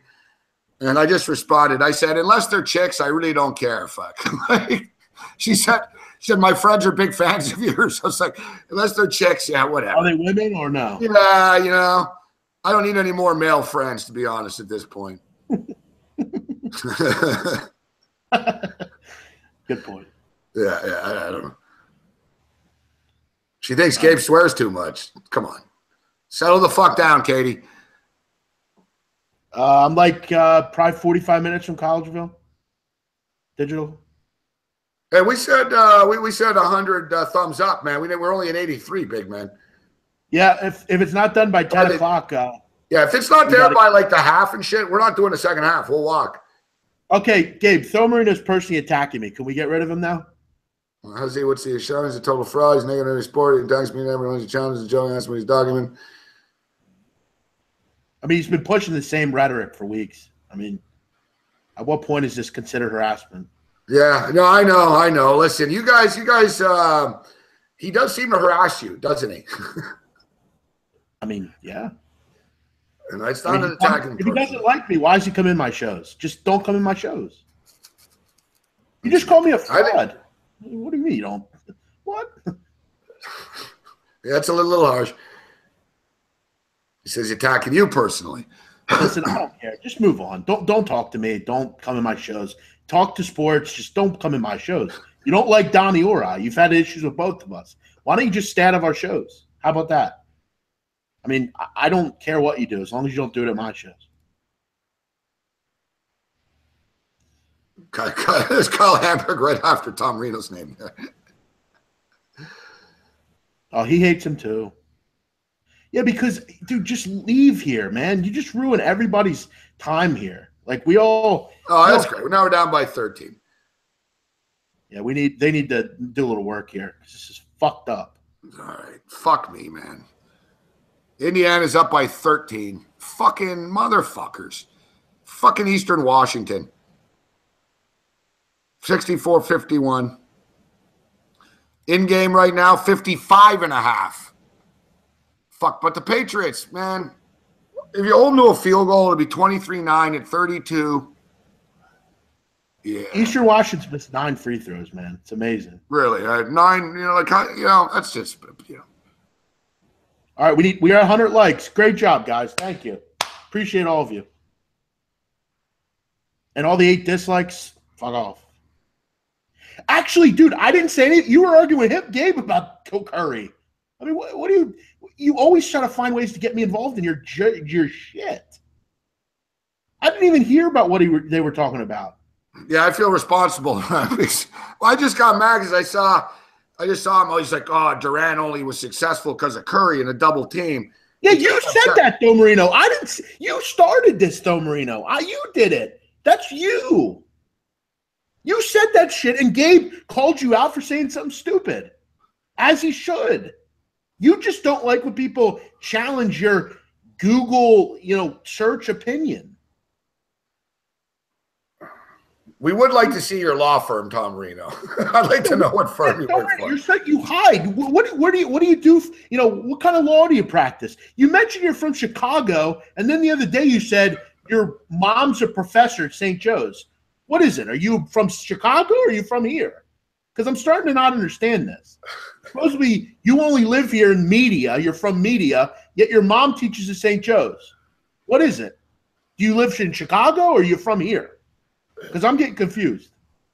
All right, we'll move on, and I'll have a solution for this moving forward. We'll settle this once. There is a solution. Just stay out of my chats. Clearly, he doesn't like me. I try to avoid him, and he's always there. I know it is true. You had nothing to do with the Durant and Curry conversation either. I don't talk to him. All right, back to the game. 20-9 right now. We didn't take a break yet. I can't wait till we get to half. I need a break. Costa Rica got hit by an earthquake. Is that true? Hope everyone's all right. Is that true? Holy shit. I'm not seeing that, but Zach would know. Yeah, 6.8 magnitude earthquake on the coast. Wow, that's terrible. Well, at least the coast isn't where SBR is. Right. Good point. I said far from San Juan. I'm not too far from San Jose, actually, though. No. That's terrible. Hopefully everyone's all right. Yeah. And 10-yard line. Patriots going for a touchdown. Of course. Like fucking Denver. Can you guys, really? Can you make a fucking play?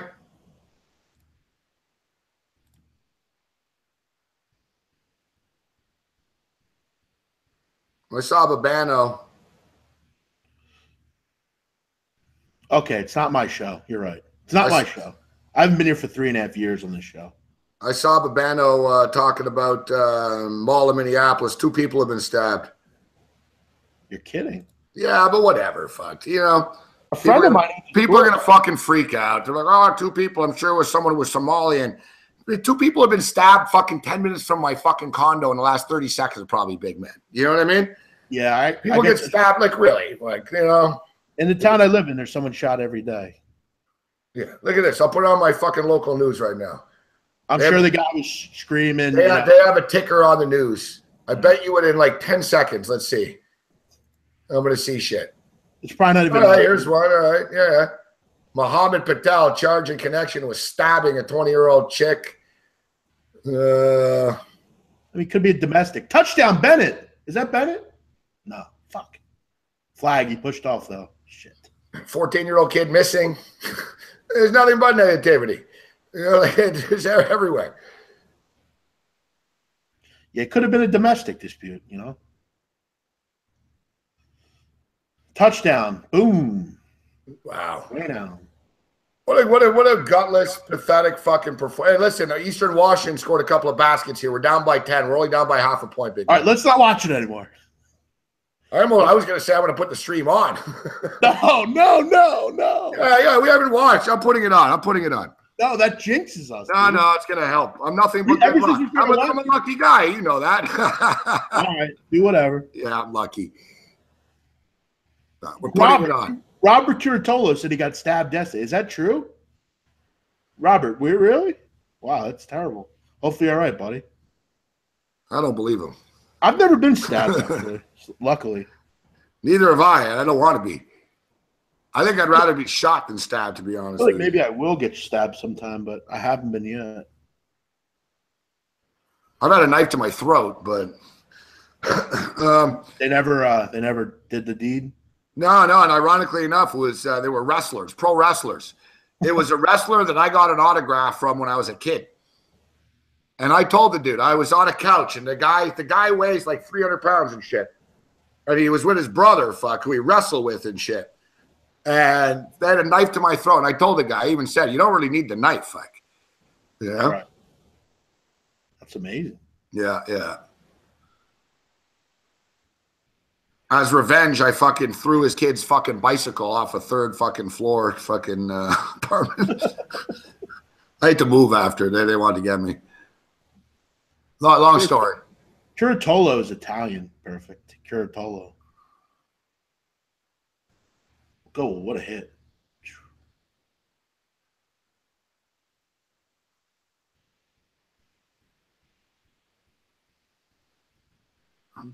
DJ Flowetry, rapper in Vegas. You sound like Kevin. My buddy was a rapper in Vegas, actually. I have a CD around here somewhere. Around that Ray J guy. I'll check you out. I got screwed. I played a head-to-head DraftKings for $50 earlier today. I got Devontae Freeman in my lineup. Motherfucker gets hurt in the second quarter. Like, that's the type of bullshit I deal with.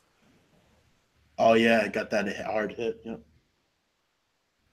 Yeah, Kyle, we see it. It sucks. Brutal.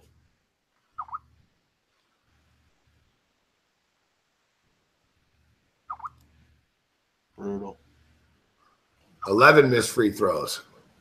Huntington Beach sucks. What's wrong with fucking Huntington Beach? Settle down, Quagmire. Muhammad Jama. Yeah, I don't know, Muhammad. We got bad luck sometimes. What are you gonna do, man? Do I think Alabama is still the best team? No. I think they have to be number one.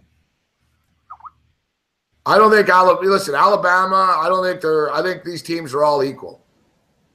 I'd give Alabama a slight lean, but is there really a difference between Alabama and Oklahoma? I don't know. Give me Miami. They're number one.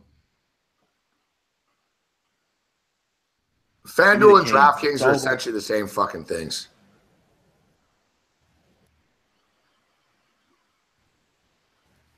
Johnny Kicknuts. Just chill out, man. Jesus. 71-38 right now.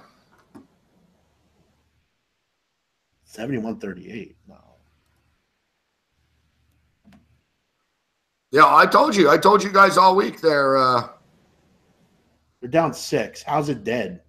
I told you all week that Georgia were done. Georgia aren't going to the playoffs. They're going to lose that game. They're going to lose in the SEC Conference Championship game. Yeah, great call by you on that. Auburn's a dangerous team, man. That's a great call by you. Yeah, I had some good picks. I bet too many games, man. I got to really, really take a step back. So, you get winners and then, betting too much shit. That was a great call on Auburn. We're at halftime here, Gabe. Let's see second half lines. We'll take a little break here. Yeah, a little break. Let's take a 38-minute break.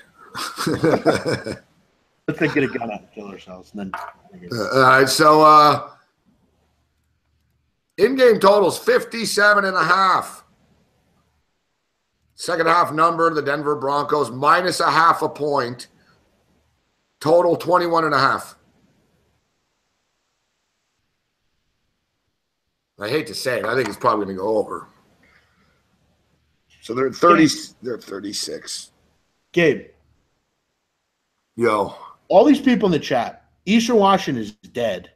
They're down. It's a 6-point game spread-wise in the second half. They need a one basket, and we're pushing. How's it dead? It's 71-58. Like you said, it's 12 points. Yeah, we're 3 point away. There's 3 minutes left. What do you mean it's dead? Just talk to me at the end of the game. Yeah, I know, big man. It's exasperating. Like, Some of these people, 3 minutes into a basketball game, it's 6-4. This game's over. Take it easy. All right. Top 5 in the NBA: Warriors, Boston, Sixers, Lakers. No, I'm kidding. Yeah, I think, listen, there's no way in hell, guys. There's no way in hell you can lay a half a point with the Broncos here. I don't think so, personally. What do you think of the second half here? I mean, what's it, 27? What's the total? 36. 21 and a half. I think this gets to 60, for real. Yeah, the Patriots aren't going to let up, and Denver's useless. Fuck. I think the Broncos I feel like they're going to get 20. This is fucking unbelievable, man. At 36 points, we got under 52. 17 points beats us even. Yeah, I think this is like 41-20 or something. At least I'm on the Patriots minus the points. Exactly, right? What's Brock Osweiler's completions at here now? Oh, he's at 9. I got under 21 and a half. Patriots team totals 10.5. That's it? No. If it's only 10.5, I'll bet that.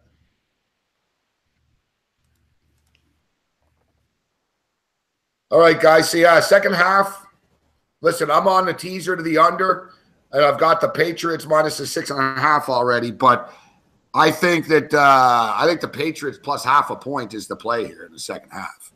And 21 and a half, it's probably going to go over. We're dead. This fucking teaser's dead. I fucking hate it, man. I hate betting on fucking unders. Fuck me, man. Look at this. If we would have teased this game to the over at 45, you just need 2 more points to get there already. It's just so hard to bet an under in this fucking league. Yeah, I'm gonna take the team total over for the Patriots at 10.5. I'm over. I'm gonna go half unit on that. I mean, how do I not bet that? I'm going to take the Patriots plus the half a point second half. Yeah, I'm going to go guys. Patriots team total 10.5 over. All right, let's take a little break here. Bong break, bathroom break, smoke them if you got them break, smash your fist through the fucking wall break, take the dog for a walk break. Let's give you a little sound in the background here of Eastern Washington and Washington.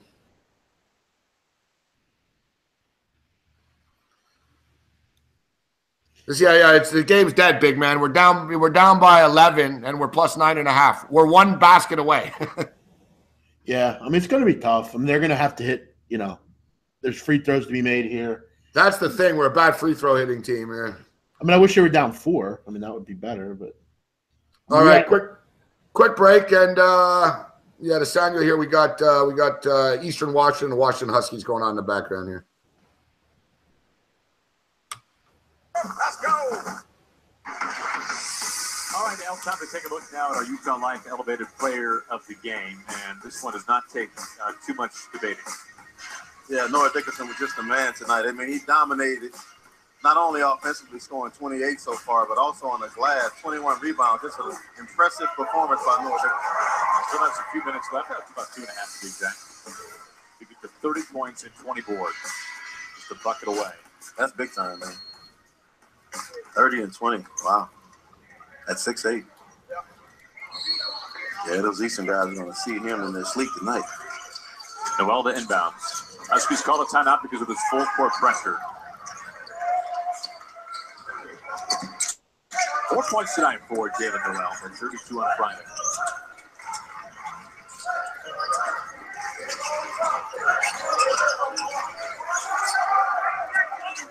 Eight to shoot. Thibault. Gives it up to Noel. Noel finds a shot. There's that pull-up mid-range game I was talking about earlier. He's really good at that. Extends the lead to 13. Loose ball. Crisp on the hunt. Controlled by Sir Washington, who finds Tompkins. Nice pass. Hunt has it swatted. Yeah, that was Carlos Johnson. Oh, fuck off. Chris draws contact. He will shoot. Down on the pitch. His third.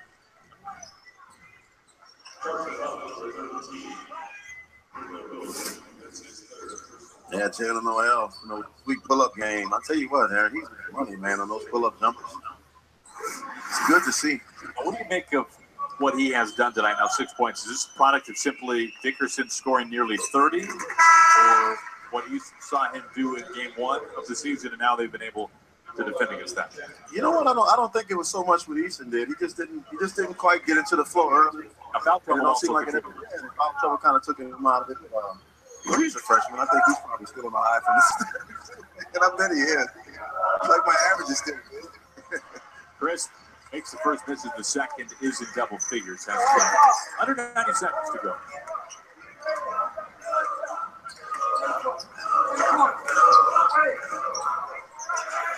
They're putting the ball in his hands here at the end because they know he's a good free throw shooter, number one.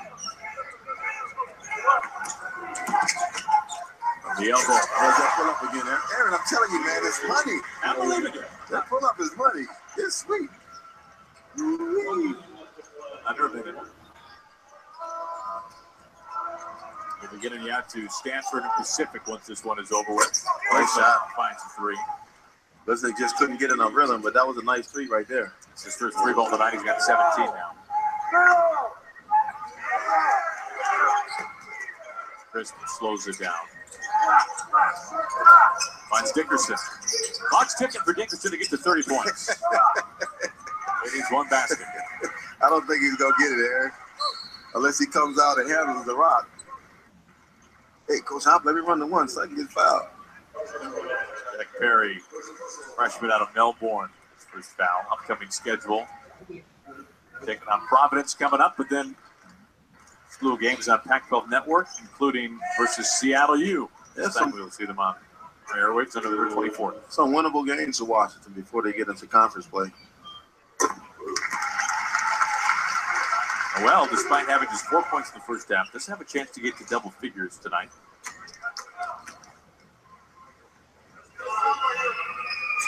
Just 10 points. So he's going to be a good player for the Huskies this year.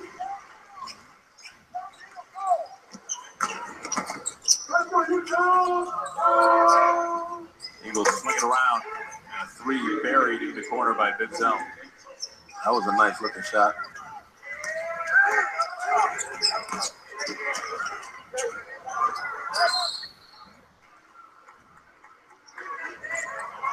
Gibson whistled for his second foul.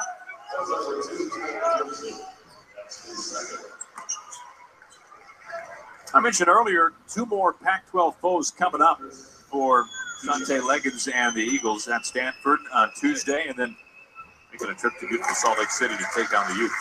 Yeah, it's not getting any easier for Eastern. They saw Noah Dickerson tonight. They're going to see Reed Travis, who's another monster in the paint. It's going to be a tough matchup for him as well. They are on the front end of 10 straight road games to open up the season. How about that? 10 straight.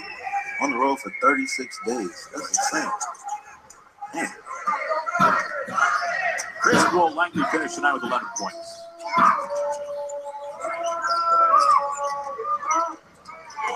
Deep three heaved up. Lisnup with 20 points on the night. They could have used that a lot earlier in this game. Oh, it's still. Sam picked off. 4-3. And that'll be all she wrote tonight. The Huskies and Mike Hopkins improved to 2-0 on the season. A little bit of a conversation there at the end as Chris makes his way over towards the bench after the rest of the Huskies.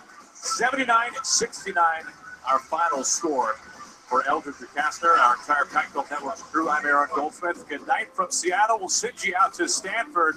Roxy Bernstein, Tom McClain. Guys, take it away. It's all yours.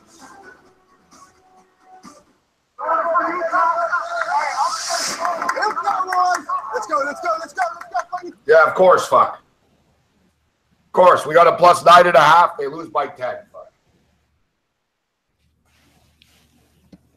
You like that game?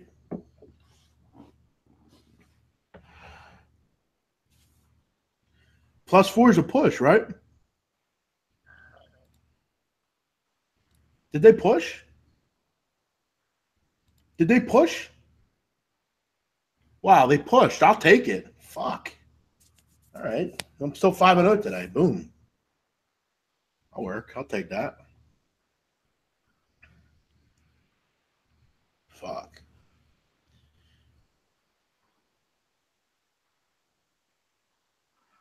Well, they don't care about how if you got lucky. You pushed. If fucking Noah Dickerson have 28 points and 22 rebounds, we'd have won. That'll work.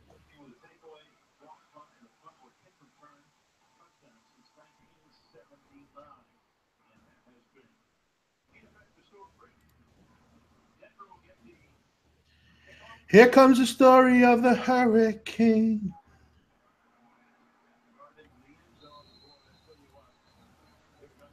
Here goes the story of the hurricane.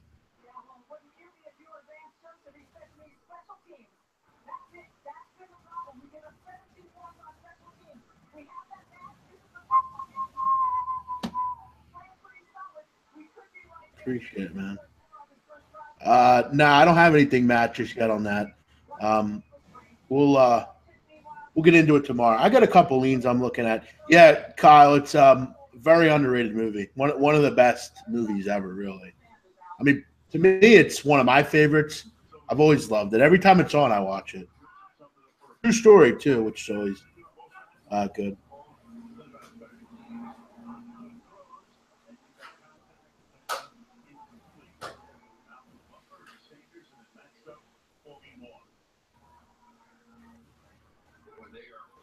Gabe took that, I believe, Damo. I have a team total over 10.5 and the Patriots. Yeah, it might be his best movie, Kyle. I mean, he's had a lot of great ones, but it's literally every time I watch that, I sit down and watch it. It's a great movie. Denzel's he's a great actor. I mean, remember the Titans was really good, and some others, Training Day, John Q, but The Hurricane is a great movie. You believe that, big man? Man, we hit a 3 at the end, and they fucking stole the ball. We had the shot. The fucking kid, greedy kid, he could have passed it under the kid for a basket for a dunk, but he took a 3 at the last. Like, we lost by 10. We lost by half a point. We all had +4, Gabe. We pushed. Yeah, I didn't. I had +9.5 in game. Really? Yeah. Oh, I feel bad. The fucking kid for watching, Gabe, did you see the scoreline? It's going to get picked off. Oh, it caught. What a duck. Kid had 28 and 22, Gabe, for Washington. It's the first time I've drank a bottle of water like when I haven't been hungover ever, I think. How's it feel, man? Good, right? It's not as bad as the lettuce. I see the lettuce thing. You don't like lettuce? Lettuce is good, man. No. Lettuce is nasty.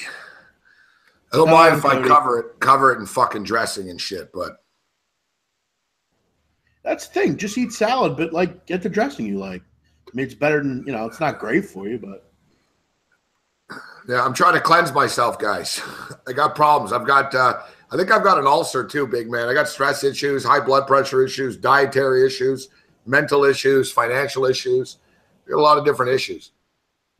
Yeah, that's why I'm on a diet, man. Fuck. Johnny, you work at ESPN? I never knew that. You got to drink Fiji, man. It's got a little hint of sweetness to it. It's good. Put a little lemon in it. It's great. I know. People are shocked seeing me drink water. You got to stop drinking it out of bottles, though. I know I do that a lot. It's not good. When my second half, I'm on the Patriots plus a half a point in the second half. It doesn't freeze, I don't believe. The Denzel vodka doesn't freeze. I know that. Best Denzel movies, The Hurricane. You know what I like? I like the one where he's the coke-sniffing pilot. Oh, yeah. That was recent. Flight, I think it's called. Why do people always call me Gable? What's up with that? Is that my nickname? I'm Gable? What is Gable? What is that? People often call me Gable. Why? I don't know. I think it's my name. Gable. Yeah, Van Fob knows me well. Exactly, Van Fob. You know the deal, dude. You know it's real when I bought water. In fact, I'm gonna fucking pop another one of these pills. Fuck. Trading Day. I think Trading Day is kind of. I mean, it's a good movie. It's kind of overrated. I don't know. C.J. Gable, yeah. That new Denzel Washington movie looks good actually. What, Fences? No, is that what? No, it's not that. It's like a name of a guy. E.J. McGuire or something like that. I don't fucking know. I don't think I even see it. Why don't we call you Gamble? That's a good one. Instead of Gable. Gamble. Yeah, Gamble Morency. It's pretty not bad. Gamble Morency. We got any late night DJ action, Gabe? Let's do that. It's Sunday night's always the we killed it. We kill that shit. Oh, actually, Gabe. Howard's about to cover. Fuck. It's 82-74. Whoa. I think we might have a little opportunity here, Gabe. With who? What? USA Women. Oh, USA Women and Canada Women soccer. A big rivalry, these two. They fucking don't like each other. It's tied right now. Asian handicap. Let's see what we can get. -0.5. I see 1-0 at the half for USA. Yeah, I'm saying let's make a little live bet here. I might do USA Women -2. I got a feeling they win 3-0. I would say be careful. Canada Women or soccer are good, dude. Actually, you know what I might do? USA Women score the next goal. I would go with that. I would say 2-0 they'd win. I got to be honest though. I used to follow the Canadian women's soccer program pretty good. The Christine St. Clair. I don't think she's still there though. She was like one of the best players in the world. She kind of carried the team. But Canada's got some good young chicks on the team. Canada soccer for women's pretty good actually, big man. I think they're like 4th in the world or something. No, but the men are a fucking disgrace. Question. Cricket. Big fan from Ireland. Is there betting shops in America like in Ireland? No, dude. Only in Las Vegas, man. It's illegal. Betting shops only exist in Las Vegas. And even there. And it's lame. Yeah. Like in England, you can walk in and bet, like, all right, I just had a son. You show the birth certificate. You say, my son's going to score a goal for the English national team in 20 years. And they'll give you odds on it. Like, you can walk into an English sports book and tell them, you can do like a fucking weight bet. You know what I mean? You can name a bet. You can walk in and say, listen, I'm going to bet you that fucking I become a millionaire. Like, you pitch a bet to them, they'll fucking give you odds. That's what's cool. I asked Malinsky that last week. Like, you can't go, like, imagine, big man, there's so many sports books out there and stuff. You should be able to negotiate a line, don't you think? Like, you should be able to say, listen, I'll bet $5,000 at your book if you give me the fucking number at -2, but at -3.5, I don't want it. I'll go somewhere else. Like, that should be the way that it works. I agree. Should be able to make whatever you want, whatever bet you want to make. Which you can with the alternative lines, but no. Only in Las Vegas from Ireland that you can do that. Fucking Denver's about to score. This is fucking bullshit, man. Sanders fucking high-fiving fans. Fuck. Should be giving him refunds. Today. Did you see that? What's that? Did you see Marquise Lee when he taunted that guy and got the penalty? Like, no. Knocked it out of field goal range? It didn't end up mattering because they won, but did you see that? I didn't see that, no. And late in the game, there was like they were in field goal range to tie it. Marquise Lee gets hit, and they throw a penalty, and he like taunts the receiver, and they throw a penalty and knock him out of field goal range. Oh, really? He taunted after the penalty. And then Blake Bortles' next throw throws an interception. That's holding. That's a hold, for Christ's sakes. I mean, anyone can see that. Yeah, right? They called it, I think. I think a late flag they call. I think I was holding. You could see it. God. It was so blatant. I can't believe it. I thought they were going to let it go. I was holding you. Right. Yeah. It was at Bulls? Yeah. Yeah. He's holding me. Yeah. You're holding his jersey. What do you mean? Bowles is telling the ref, hey, come on, man. I got a baby. Fuck, my baby's in the crowd, man. You're making me look bad. I was looking at my kid. Yeah, like, fuck. He's so cute, isn't he? That was great. I think Osweiler's due for a pick here. Yeah. I thought they were going to let the hold go just to let the Broncos back in it to keep the ratings up because that was pretty blatant, man. Fuck.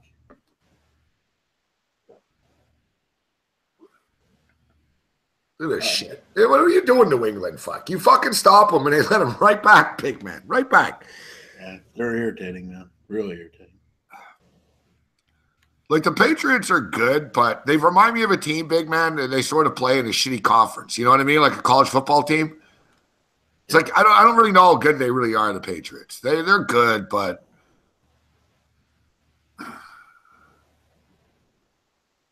no, they're good. I mean, they're just the Supreme Court. The Supreme Court guys should be announcing soon their decision on a single game wagering. December 4th. Is that what it is now? Yeah, touchdown. Flag. Uh-oh.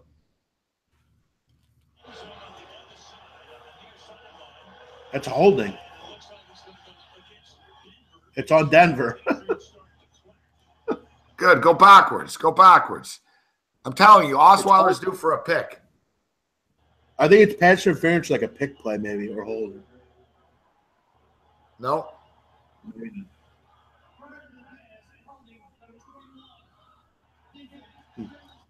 Man, Tom Brady doesn't approve of that call. Fuck. Come on, Tom. Go out there and talk to them. I'm surprised he didn't run on the field. Yeah. You know, you watch Seinfeld at all? There's an episode of Seinfeld where there's a blonde chick, Jerry Date. She can talk anybody out of anything. I'm going to send her out there. Come on, ref. The best Seinfeld episode is when they have little Jerry. What, the cockfight? Yeah, and he goes, Kramer goes, I'm going to make a little hot tub for little Jerry.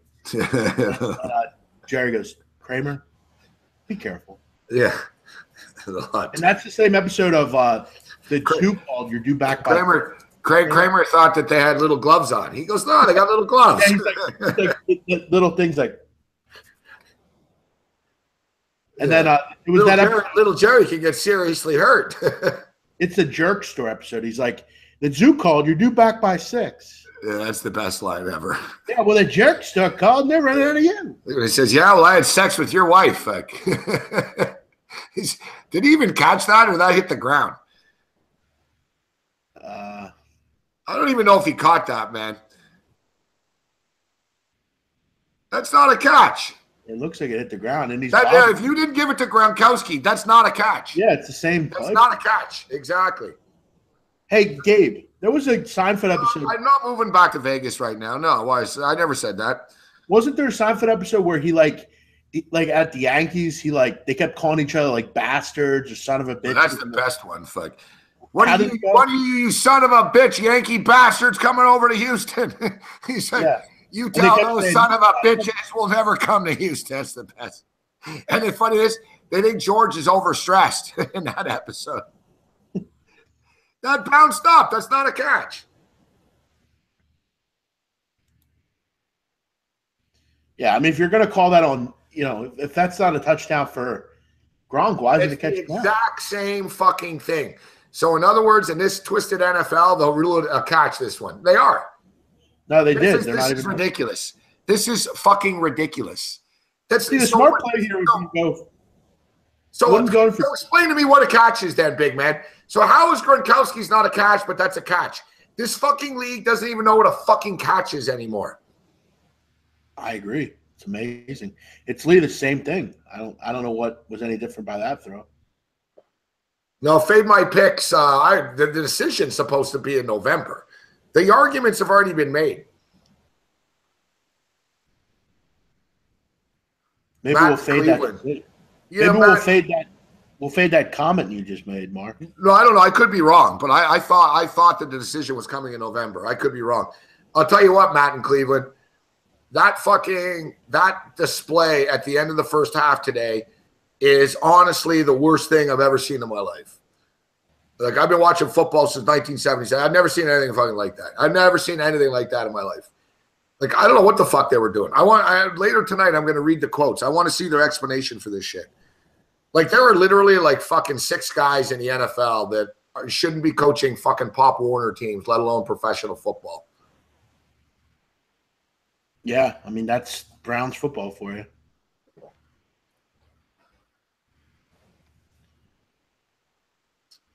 Yeah, it's just for Jersey.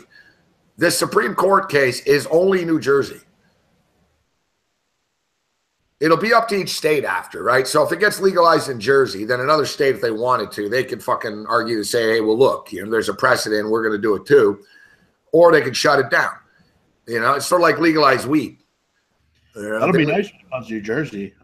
My family has a house there. That'll be sweet. Yeah, well, if it was in Jersey, would you go to it? You would definitely go. Honestly, big man, if you could play sports bets in New Jersey, single game wagering, not like the parlay card in Delaware or whatever, right. But if you could bet single game wagering, how many times do you think you'd go to Atlantic City during an NFL season? Realistically, during the NFL season, never, because I'm there from May until August, so never. You would never go place a bet there? I mean, once in a while, maybe just to go down there because my dad and I go down there to like check on our house and stuff. But I mean, in New Jersey, if you're from the Philadelphia area, you go to the shore during the summer. You don't really go in the winter. That's the thing. I know it's the boardwalk's pretty brutal down there, right? I guess in the wintertime. Yeah, no one lives there. It's virtually a ghost town. Atlantic City's like I go down there in the winter maybe twice a year in the winter. It's not much. I might go down maybe once or twice more, but it's not going to like really change. Yeah, but it would if they had. The problem is Atlantic City, and I was always naive about this. I always thought Atlantic City was really close to New York City. No, I didn't realize that it's fucking hours away. I mean, it's all highway, so you can get there. I mean, it's just a GSP South, so I mean, you can get there. Still, quick. It's like 3 hours though, or something, man. That's pretty far. But the new ruling will be like, it'll be anywhere in New Jersey. See, technically, as long as you're in, if I go to Donnie's house, like Donnie can bet at his house. They say that, dude, but it's sort of like here in Canada where they have casinos, but only at horse tracks. You know what I mean? So they could say, okay, we're going to have legalized gambling, but we're not putting machines in fucking 7-Elevens. We're going to put it at the horse track and we'll put it at the casino. The apps, Gabe. Like if you have for right now we have if they did the app, which I assume Will Hill and Cantor would. Well, what I'm saying is like in New Jersey now you can play poker anywhere. Yeah. From the Borgata play poker. So I think it might be the same thing where as long as you're in the state, like Donnie lives in New Jersey year round, so like I feel like he'll be good to go. But even if I lived in New Jersey, I'd still have a bookie because I can bet on credit with the book. I know. No, without a doubt. I don't like betting on credit. You can bet on credit, but the option of getting paid in the morning immediately is a nice option to have for people. Right. And not to mention like bowl games and Super Bowls and stuff, right? They could have and even baseball. Like the New York market. It'll help. It won't hurt. Having sports gambling isn't saving the casino industry in Atlantic City. I mean, the fact of the matter is sports betting is about 2% of a Las Vegas casino's overall handle. It used to be like in the 5% range. I mean, if you go to a Las Vegas casino, guys, where's the sports book? Where's the sports book in a casino? It's buried in the fucking corner somewhere. Out of the fucking way. Like, it's a waste. They don't even like sports bettors in Vegas. Like, it's a waste of time. You don't get comps as a sports bettor. You're wasting their fucking time. It's actually pretty insulting because if you drop $1,000 at a blackjack table, they'll fucking send you a hooker to your fucking room. They'll send a hooker to your room. They'll be like, oh, here's 3 free nights in our casino. You want to eat dinner? They'll give you a ton of shit because they think you're an idiot fucking losing money at the table. I bet fucking $12,000 on sports, fuck. They give me 4 drink tickets. You know what I mean? They're like, what are you? Like it's the sports bettor doesn't get treated with any respect in Las Vegas whatsoever. I love betting on credit. That's like almost exclusively what I use. But I mean, so I wouldn't recommend it to people. I mean, you can get if you can manage yourself, exactly. If you can manage yourself and your discipline. But see, these books are smart because like I know like around here, like they'll give you a big credit limit. Like they'll give you $10K on a credit, and they know you're gonna fuck it. You know, they know you're gonna lose it. So it's exactly. And then what happens? I spoke to a big bookie. I know a lot of bookies, all right, and big guys type shit, big man. I spoke to one guy. He told me that people they bet 8 times more on credit than they would with cash. Sure. Like sort of like, like credit cards. People buy things they can't afford. People bet 8 times. It was actually 7 times, 8 times more on credit. Like, so if let's say you bet, $100 a game cash, you're a cash guy, you have your own account at UWager or bookmaker or something, you're betting 100 a game, 150, 200 a game.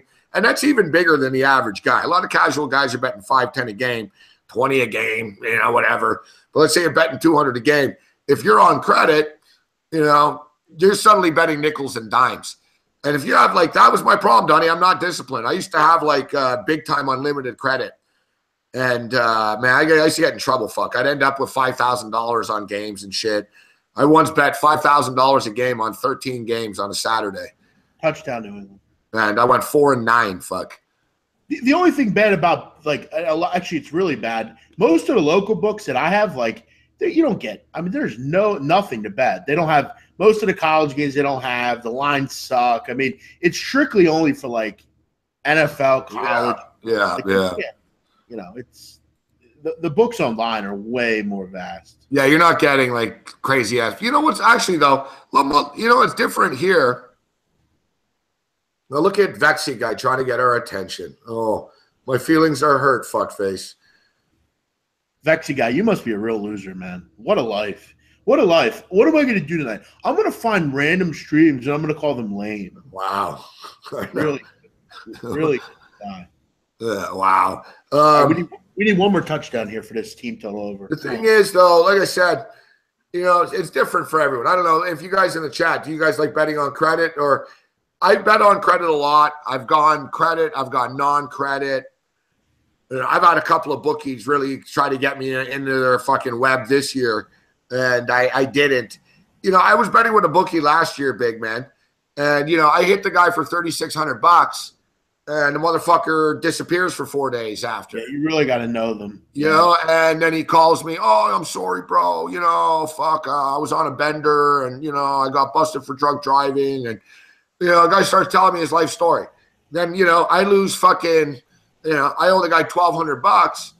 Fucking Monday morning, big man. I get the text. 9 a.m.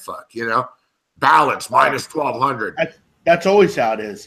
If you're owed, you have to contact them. But when you owe them, it's Friday morning. Hey, 8 o'clock. It's the same in any city, isn't it, big man? With these fuckers like that, isn't it? Oh no! You know what the problem in this fucking town is? We get these little fucking punk dickheads that think they're bookies, right? So their father might have accounts and stuff. They'll go to their father and be like, "Give me 10 accounts." The father will give them 10 accounts. They'll go give them out. What these little pricks will do, half of them are perk heads. They'll get let's say I go up 900 with the book.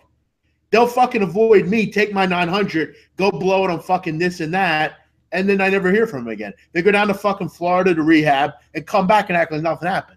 Hey, dickhead, you owe me 900. Where the fuck were you? I was I was addicted, bro. Sorry. Fuck off, man. And that's the problem. These kids think they're fucking Jimmy the Greek. I mean, they all have books and they don't pay, But you got to find people that are good, they're trustworthy. Exactly. But, my deal is I don't like the stress because at times if you're betting on credit, there will be times where you will bet in over your head. You know what I mean? It's inevitable. You're going to have a couple of weeks where it's like, holy fuck. And then now you're down 5 dimes, you're down 8 dimes or whatever. And then it's just relentless. And what I don't like about it, because most of the bookies, as if you guys know, it's a week by week thing. So it wraps up on Sunday night. So you lose on the Sunday night, you have to pay the next Friday. All right. That's the standard bookie fare. So it's a week by week and you meet on Thursday or the Friday to settle the bets. And I fucking hate that, big man. I'm already upset about the loss. I'm upset about the Bills game today. At least now, next Thursday and Friday, I won't be thinking about the Bill-Saints game anymore. But if I had to go meet some fucking guy named Frankie or Luigi at Central Station, then I'm like, why am I going to meet this guy to give him money? Oh, yeah, because of that Bills game 9 days ago. And then you just get fucking more pissed about it. You know, I find, the credit, it's less stressful betting without credit. But at times it's frustrating, big man, as you know, like sometimes you really like something and you're on a roll and you're like, fuck, I'd like to put more on this, or I got my money tied up. It's nice to have those options. I'd say the best thing for credit is, guys, if to get credit with a book and bet futures, okay? Bet futures. Let's say you don't have the bankroll. You'd love to get a future, but you can't wait 4 months. You don't have the type of money to bet $2,000 on a future season win total and wait it out. That's what's perfect about a fucking credit book for. Futures are great for on credit. That's what I would suggest. Yeah, that's exactly. I was actually considered saying that myself. And you know what books will do, Gabe? Also, this is where you get in trouble too. Most locals, and I don't know how it is everywhere else, but here they're all like under the same umbrella. So let's say I owe $7,500 to somebody and I don't have it. Well, this guy will call me and be like, yo, Bo, I heard you, do you need a little money to hold you over till payday? I'll give you $10K right now, 2 points. He's like, just you pay it back to me weekly. Before I know it, I paid a bookie, but I can't afford the loan that I got. So I'm getting 30% juice on those loans. It's just and they're all in business. Dude, I'll tell you what. Yeah, we'll get real here right now. Even more so, here's some life lessons. Don't get into the horse racing industry. Number 2, if you're going to bet on credit, tell your bookie, how much can you afford to lose? You know what I mean? $500 a week, okay, 1,000. You start dancing with the 5K credit, 3K credit, 5K credit a week, 10K credit a week. You're going to have a bad week. You're going to be in fucking trouble. And then thirdly, the loan shark doesn't seem like a big deal at the time. Trust me, big man. I grew up like this shit, man. Like the movie Goodfellas. There's no problem. If we lost the money, we'd borrow more money, and we'd win more money. You know what I mean? That's how I first started gambling. Yeah, like it's all just sort of. Yeah. I used to think like that. Like whatever, I don't care. So yeah, I owe the guy $6K. I'm going to go over to the next cafe, two cafes down. I'm going to get an envelope, and I'm going to go over. It's like whatever, and then. But before you know it, then you owe both of them fucking money, right? And like you said, then if it doesn't work out, man, sometimes bad runs will fucking happen. And a buddy of mine actually had a good story about he was in jail and he was betting and shit in jail. And one guy told him in jail, you're a pretty good bettor. He said, you're a good gambler. He goes, but your money management fucking sucks. And my buddy told him, he goes, I don't care, fuck, it's only money, whatever. And he goes, that's your problem, fuck. He goes, you don't respect the dollar. And he goes, that is true. That's always been my issue as well, big man. I don't appreciate the value of a dollar. You know what I'm saying? Whatever, fuck, I'll fucking get it back. Whatever, I'll borrow against it. Whatever. Whatever, I'm not going to go to the grocery store or order in. My whole life, I've always been, whatever. And now here I am, fucking 47 years old, realizing, man, I've wasted a lot of fucking money over the years. I often thought to myself when I was a kid, I remember when I first started betting, Gabe, I would go at the beginning of basically Labor Day, and I'd borrow $5K from a loan guy. And I'd pay him $650 a week for 10 weeks. And it worked for me because it gave me a bankroll to start betting, and I usually did decently, and I was able to give him the money every week. But it's like, I look back on that now, and I'm like, fucking, this guy just literally charged me 30% on my money. Like, even the fucking loan companies don't. I mean, that's ridiculous. It's just like, you don't think about it back then. You need the money, and you do what you got to do. But that's the thing. That's how these guys are where they are, because most people, if you gave them $5K right now and said, hey, listen, by the end of it, you're going to pay me $6,500 back. They're like, fuck it. I need $5K. I'm going to take it. Most people don't have $5K in the bank or in their possession. Well, that's why payday loan places exist. Right. How about those other places that'll give you the furniture and the TV, right? Yeah. You can't afford this new couch. You can't afford that nice new Sony plasma TV. Don't worry about it, fuck. Come on down to Leon's. We'll fucking give it to you for $9 a month, motherfucker. You got back credit? Don't worry. $9 a month. Next thing you know, you got a repo man with a baseball bat at your fucking door. You know, and you pay the guy $13,000 for a $2,000 TV. Hey, where's that couch we loaned you? We need it back. You didn't pay him. That's all I'm sitting on. I just put wine on it. I don't give a fuck. Let us in. Give it back. Yeah, like, and I've fallen to all this shit. Payday loan predators. I'm seeing a new thing now. I just read about it today. You see every second ads, all military stuff. Are you in the military? Do you own a home? They're fucking ripping vets off now. Hey, you know what? I know you're a little beaten down on your luck after fucking getting shot, fucking a war that whatever. And now, why don't we'll lend you some money. And then they're just fucking fleecing these people, man. Here's the problem. The people they don't go after, I'll be real, the loan shark in my community was people needed him. He helped people out. Oh, I tell you what, the loan shark I dealt with, some Korean guys in Chinatown, 10%. That's better than the bank at 10%. I can't complain.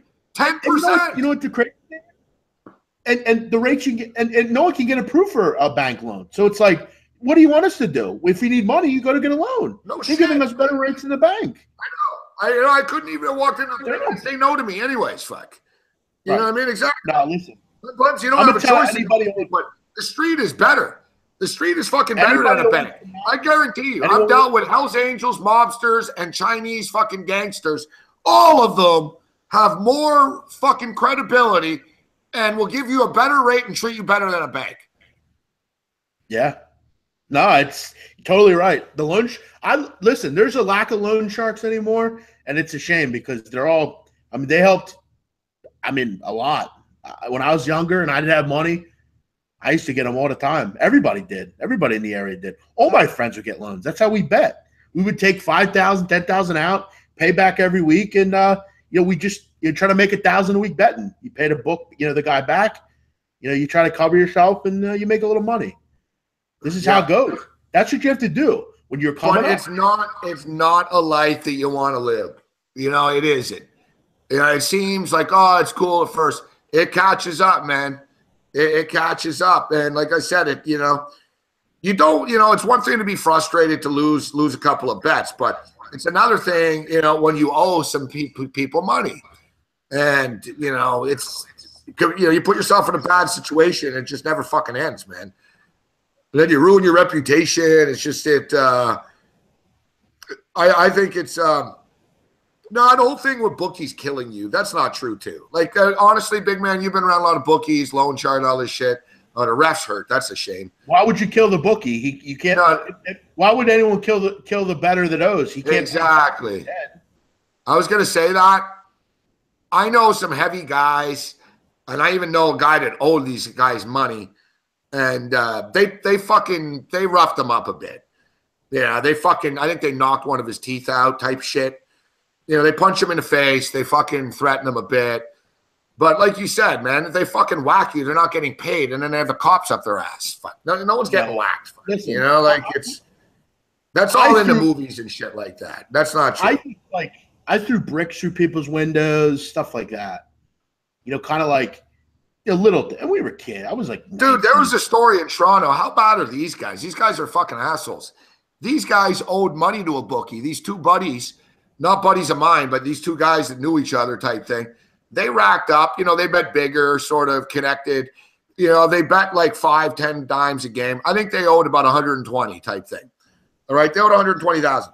Even for 120,000, that's a lot of money. You're not going to get whacked. You work out a payment plan, etc.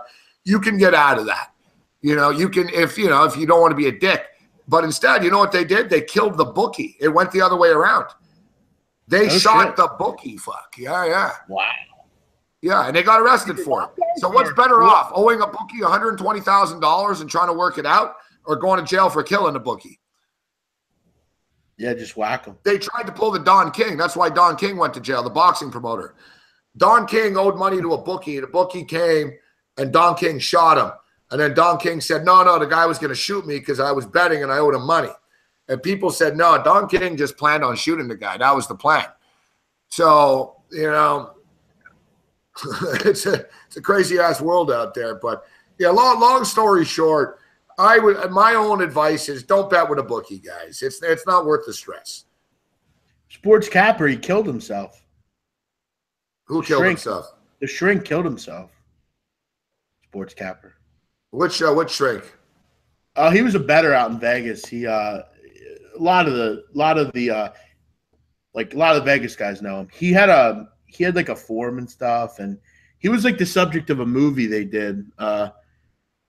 He's just like a bettor, and he owed like a ton of people money, and I think he killed himself, from what I remember. Jazz is saying the ref is 65 years old. Listen, I'm not making light of the guy. I hope he's all right, Jazz. But why are 65-year-old men reffing NFL games, guys? Like, seriously, honestly, let's ask this from a legitimate question. Why are senior citizens allowed to ref? Like, in what other world are senior citizens? And nothing against senior citizens. I respect them. Fuck, I'm not getting any younger. But for fuck's sakes, man, this is young men. You've got a bunch of dudes running 4.3, 4.4 running around here, and you got 65-year-old fucking men out there. It's fucking ridiculous, fuck. Not to change the subject, Gabe, but I saw one of the Violi brothers, I guess a Toronto mob, he turned himself in. What the fuck is up with that? Probably about to get shot, fuck. No, he was like wanted on. I've never heard of that. A mob guy turns himself in? I never heard of that. Credit is like crack, just want more and more. Good point. A lot of people are like that. Good point. What's this? I see RCMP FBI announced fentanyl trafficking arrest involving organized crime. Yeah, Paolo Violi, I think his name is. Or Joe Violi, sorry. Dominic Paolo Violi of Hamilton. Bobano's buddies. I knew Bobano was running with them guys. Yeah, Hamilton's where their all nice homes are and shit. Like, there's a lot of heavy people in Hamilton. All right, 9 alleged Greater Toronto Area organized crime members have been charging sweeping investigation in the fentanyl. Yeah, real scumbags, fentanyl, eh? Fentanyl trade after raids early between Ontario and New York City. The suspects face charges 75 offenses, including trafficking fentanyl, carfentanil, I don't know what that is, heroin, cocaine, and metamorphine, or whatever the fuck it is, as well as weapons and contraband tobacco. Oh, and bookmaking. There you go. And bookmaking. Sure. That's another thing, too, when you bet with these bookies, guys. Your phone is getting tied into the fucking law enforcement. Doesn't matter. Without a doubt, 100%. It's not legal, though, to hit the better, though. No, but I'm just stating if you're up to other things. I'm just saying, if you're betting with a known bookie, you are being tracked by the police. I just let you know that, too. If you got nothing else going on, listen, I don't give a shit. I know they're listening to everything we fucking do. I don't give a fuck, all right? I smoke weed and I gamble. Fuck, come get me. You know, what do you want me to tell you? Like, I confess, big man, you know? That's why, like, whenever, I'm at the border and shit, they're like, you have your phone? I'm like, whatever. I don't even delete the text messages.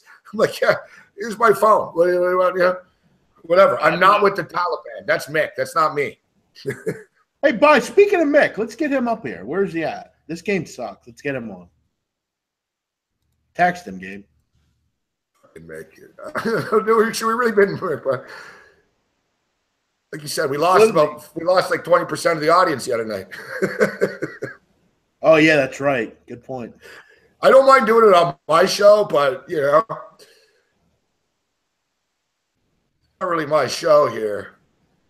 It's my show, so get him on. Yeah, it's Big Man's show. People are like, no. 10 minutes is fine. Now, Perfect Rotation just doesn't like him. Settle down, Perfect Rotation. No, we'll get him on Friday. We'll get him on Friday. Is U-Wager down right now? Hey, Sports Capper, what if I do pay taxes though? How about that? Then you don't got nothing to say, huh? All right.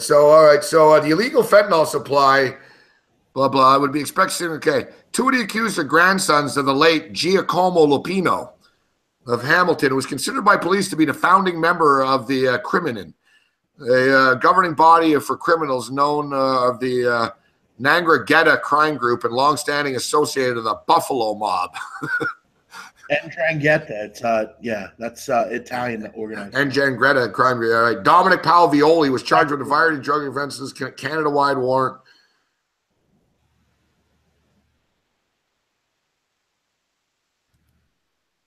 Yeah, right. Raids, fucking Hamilton, Niagara Falls, Innisfil, Vancouver, and Montreal. Who would have thought Bobano? He's actually in the mob. Yeah, no. I'm telling you, Hamilton is all. Hamilton's a big mob town. Hamilton's like Youngstown, Ohio, or something like that. Yeah, the Musitano. That's where they're based, I believe. Yeah. Like there's all like the Hell's Angels are all based out of Hamilton and shit too. Like their clubhouses and all that. You know. Oh shit. Yeah. Hamilton, Steel Town, Hamilton, tough town. I always thought Canada was. They didn't have any of that there. Gabe Sportsbook joins us. Like this guy even bothered to put my face in the little avatar. Here, look, big man. Hey guys, it's Gabe. The fuck, Gabe. My name's Gable, anyways. You fuckhead. Yeah, Gamble. It's fucking Gable. Oh, you blocked him? I was hoping to see what he'd say. Don't worry, he'll be back. Hey, by the way, Gabe, wanted to let you know. I don't know if you know this, but Bobano and I have the similar cultural bloodlines. Did you know that?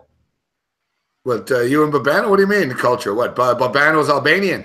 Well, his mother's Macedonian, and they're like brothers of ours. Oh, really? Bobano's mother's Macedonian. His mother's Macedonian. We were talking about like music and stuff, and yeah, his mother's Macedonian. It was great. I never knew that about him. I like him a whole lot more. Like I liked him a lot, but now that I know that, it's pretty. He's like a brother to me. Bobano is going to be coming to the game next week. I understand. So listen, big man. Next Sunday night, actually, I'm going to the football game next Sunday. Toronto Argonauts. Yeah, right. Eastern Division Final. Mark Trestman's the coach. Oh, nice. And so, in other words, I'm going to be drinking next Sunday. Oh no. Yeah, so I'm going to be able to do the show with Donnie from 12 to 1 because the game's at 1 o'clock and I live right near the stadium. Right. So I'm going to have a couple of early morning drinks, do the morning show with Donnie from 12 to 1. Won't be able to join him at halftime because I'll be at the CFL game. But what the hell's JP talking about here? You were the African Jew with the afro. There better be some context to this, JP. What are you talking about here? So, but anyways, next Sunday night of all nights, it's the Cowboys. It's the Cowboys and the Eagles, Sunday night football. Gonna be a fun one, isn't it? Yeah, so I almost feel like, fuck, I almost have to bet on the Eagles, fuck. Otherwise, they're going to be head-to-head. And you know I want to take the Cowboys. You know I'm going to take the Cowboys. No, don't. Come on. Let's have some fun here. Just go with the Eagles -3. Come on. I can't lay 3.5 on the road in that spot. Great spot for the Cowboys. No. Why is it a great spot? Sean Lee's out. Tyron Smith's probably out. If he's out, fuck. I know. Cowboys did get their ass handed today. Christ. I like the over. 2-1 USA right now. Did they get that second goal? No, Canada got the second goal, but then the U.S. fucking scored again. In-game total 60.5 in his football game. We're hoping for a miracle here. What the hell's that guy doing? Why did you catch that? I guess it's better than get down.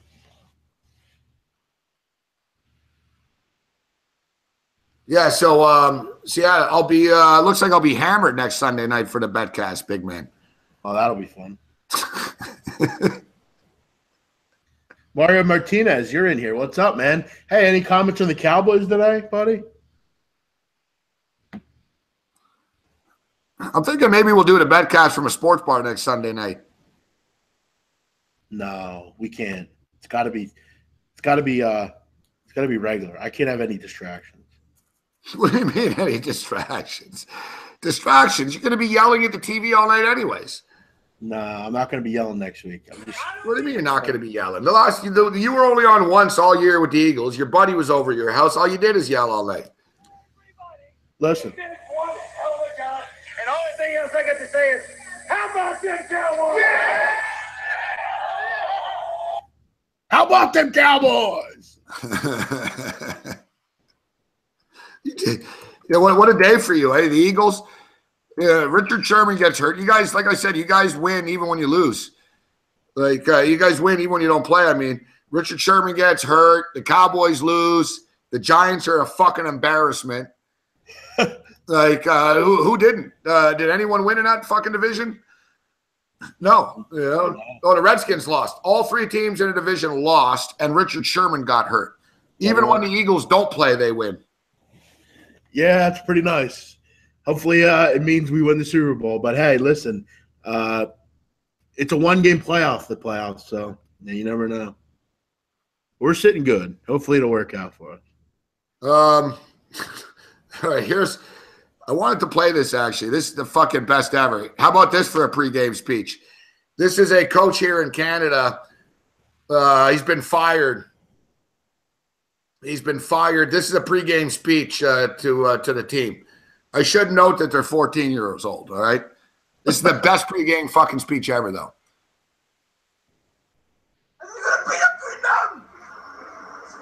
I want to see you sticking your hands up these guys and working them like a puppet. I want you controlling these. No, fuck the beeping.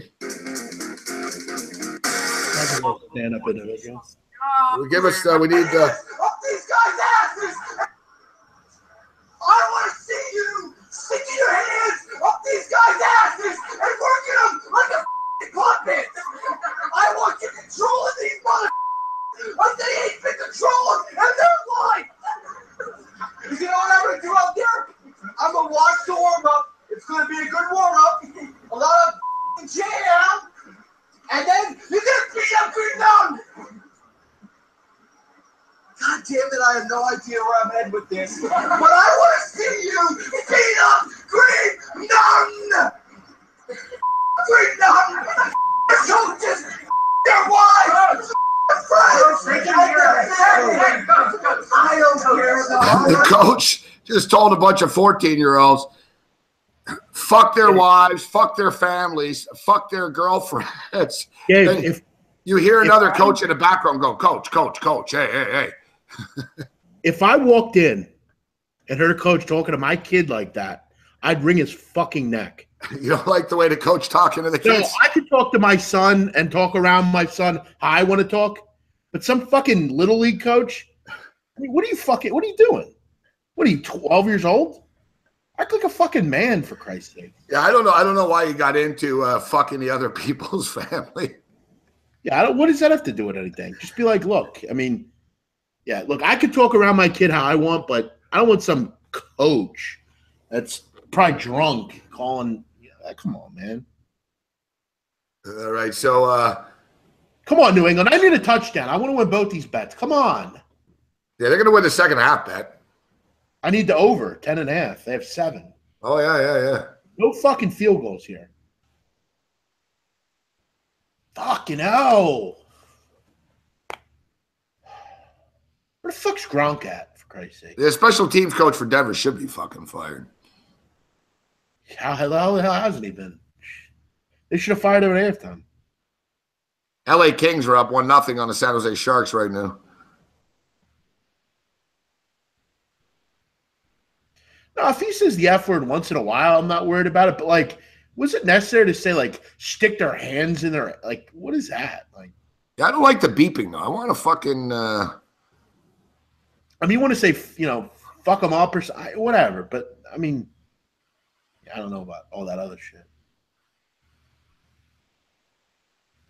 Touchdown. Yeah. Come on. Let's go. Big win. 10.5. Ship that shit. All right, I think we found the So can we agree that Denver sucks defensively now? I mean, is that over? Because they've given up 40-plus points over the last 2 weeks. Well, they're just worn out right now, you know? They stink.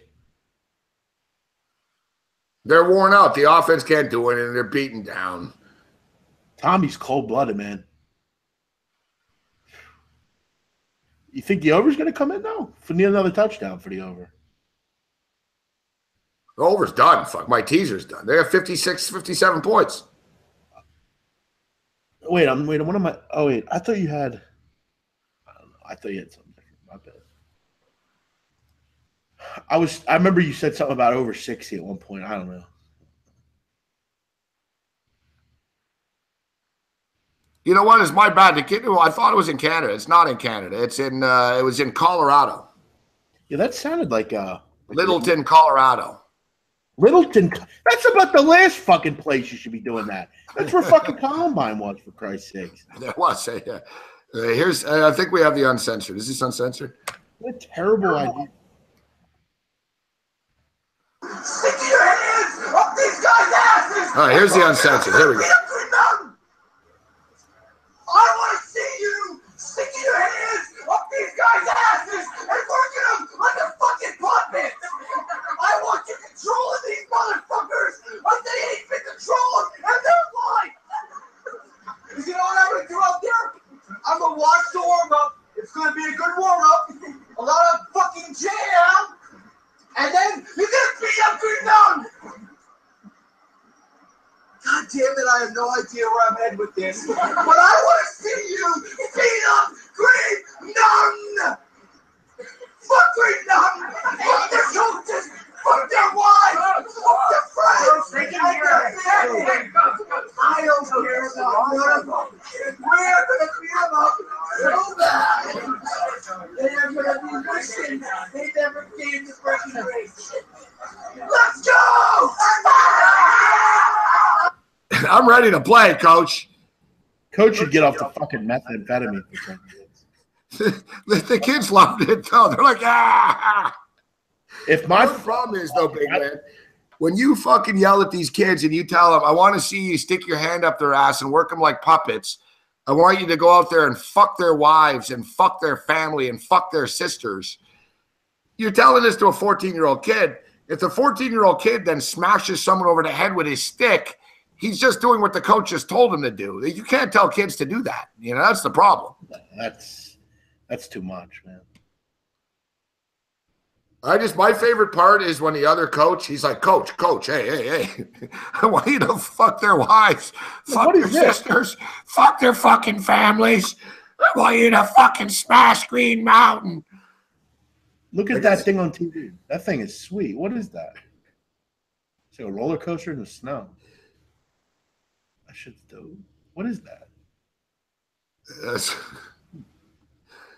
Coach gone too far, you guys say? A little bit too far? Did that guy play hockey at one point? It wouldn't surprise me if he did.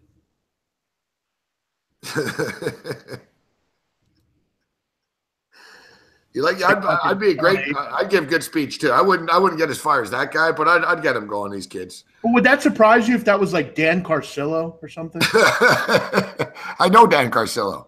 Yeah, would it surprise you if it was him? Like, I know Dan. I don't know. One hockey player I liked. Like, I thought he was pretty funny.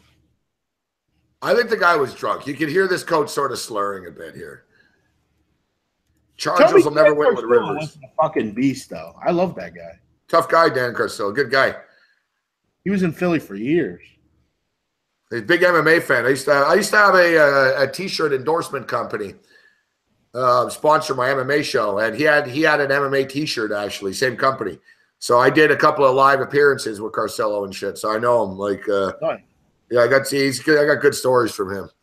I remember one time, Gabe. I was watching a game, and he hit Marion Gabrick and like started fighting him, and I guess Gabrick doesn't fight, and Tortorella got pissed and like after the game started talking all this shit on him, and the New York media was real pissed off because like Gabrick never fights anyone, and Carbomb just goes in and just levels him. There's a code in hockey. Yeah, Carcillo violated the code. You know. Yeah, you don't hit people like that, right? No, exactly, because it's sort of like picking on a nerd at school. You know what I'm saying? Yeah, right, if you want to fight someone, you can find someone to fight. You know what I'm saying? But you're going to go pick on some fucking nerd at the bus stop. You know what I mean? Yeah, they were saying, like, he doesn't fight. What's that about? You know? Exactly. Like, no, tough guys, dude, it's a code. You don't Like, and the thing is with Carcillo, his reputation, and he's a nice guy in real life, but in the NHL, he was a punk. Like, his reputation as a punk in the league because he's a wannabe tough guy. Like, the real tough guy would say, a real tough guy would never do shit like that. You know what I mean? Right. Real tough guys fight other tough guys. You know, it's the classic pick on someone your own size thing, right? They also had another guy named Zach Ronaldo, and he used to always do that too. Like, he was always like fighting like guys. You know what's funny, because I don't know, you know, Don Cherry is, but Don Cherry's like Canadians' hero. He's former coach. Yeah, he wears just like stupid suits and stuff. Yeah, he wears like the drapes and like your grandmother's couch is a jacket and shit. You know, fucking, it's like an Italian mother's drapes. Who is that guy? Like, what did he do that was so great?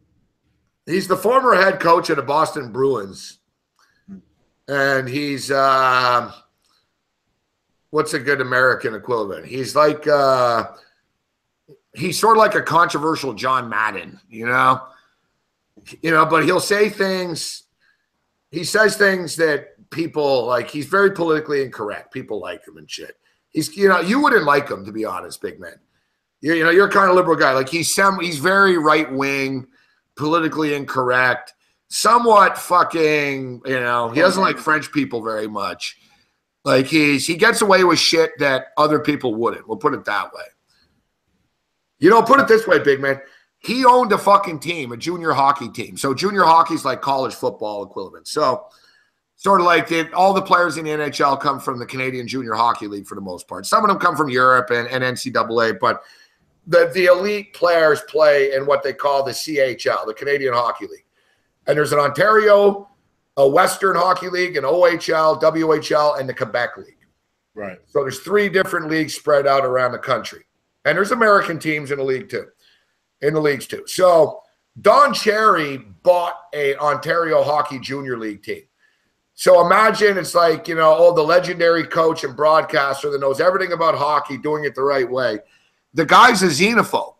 So he said, I don't want any fucking Russians or Finnish or Swedish guys on my team. They're fucking communists. And they're soft. He's like, Euro people are soft.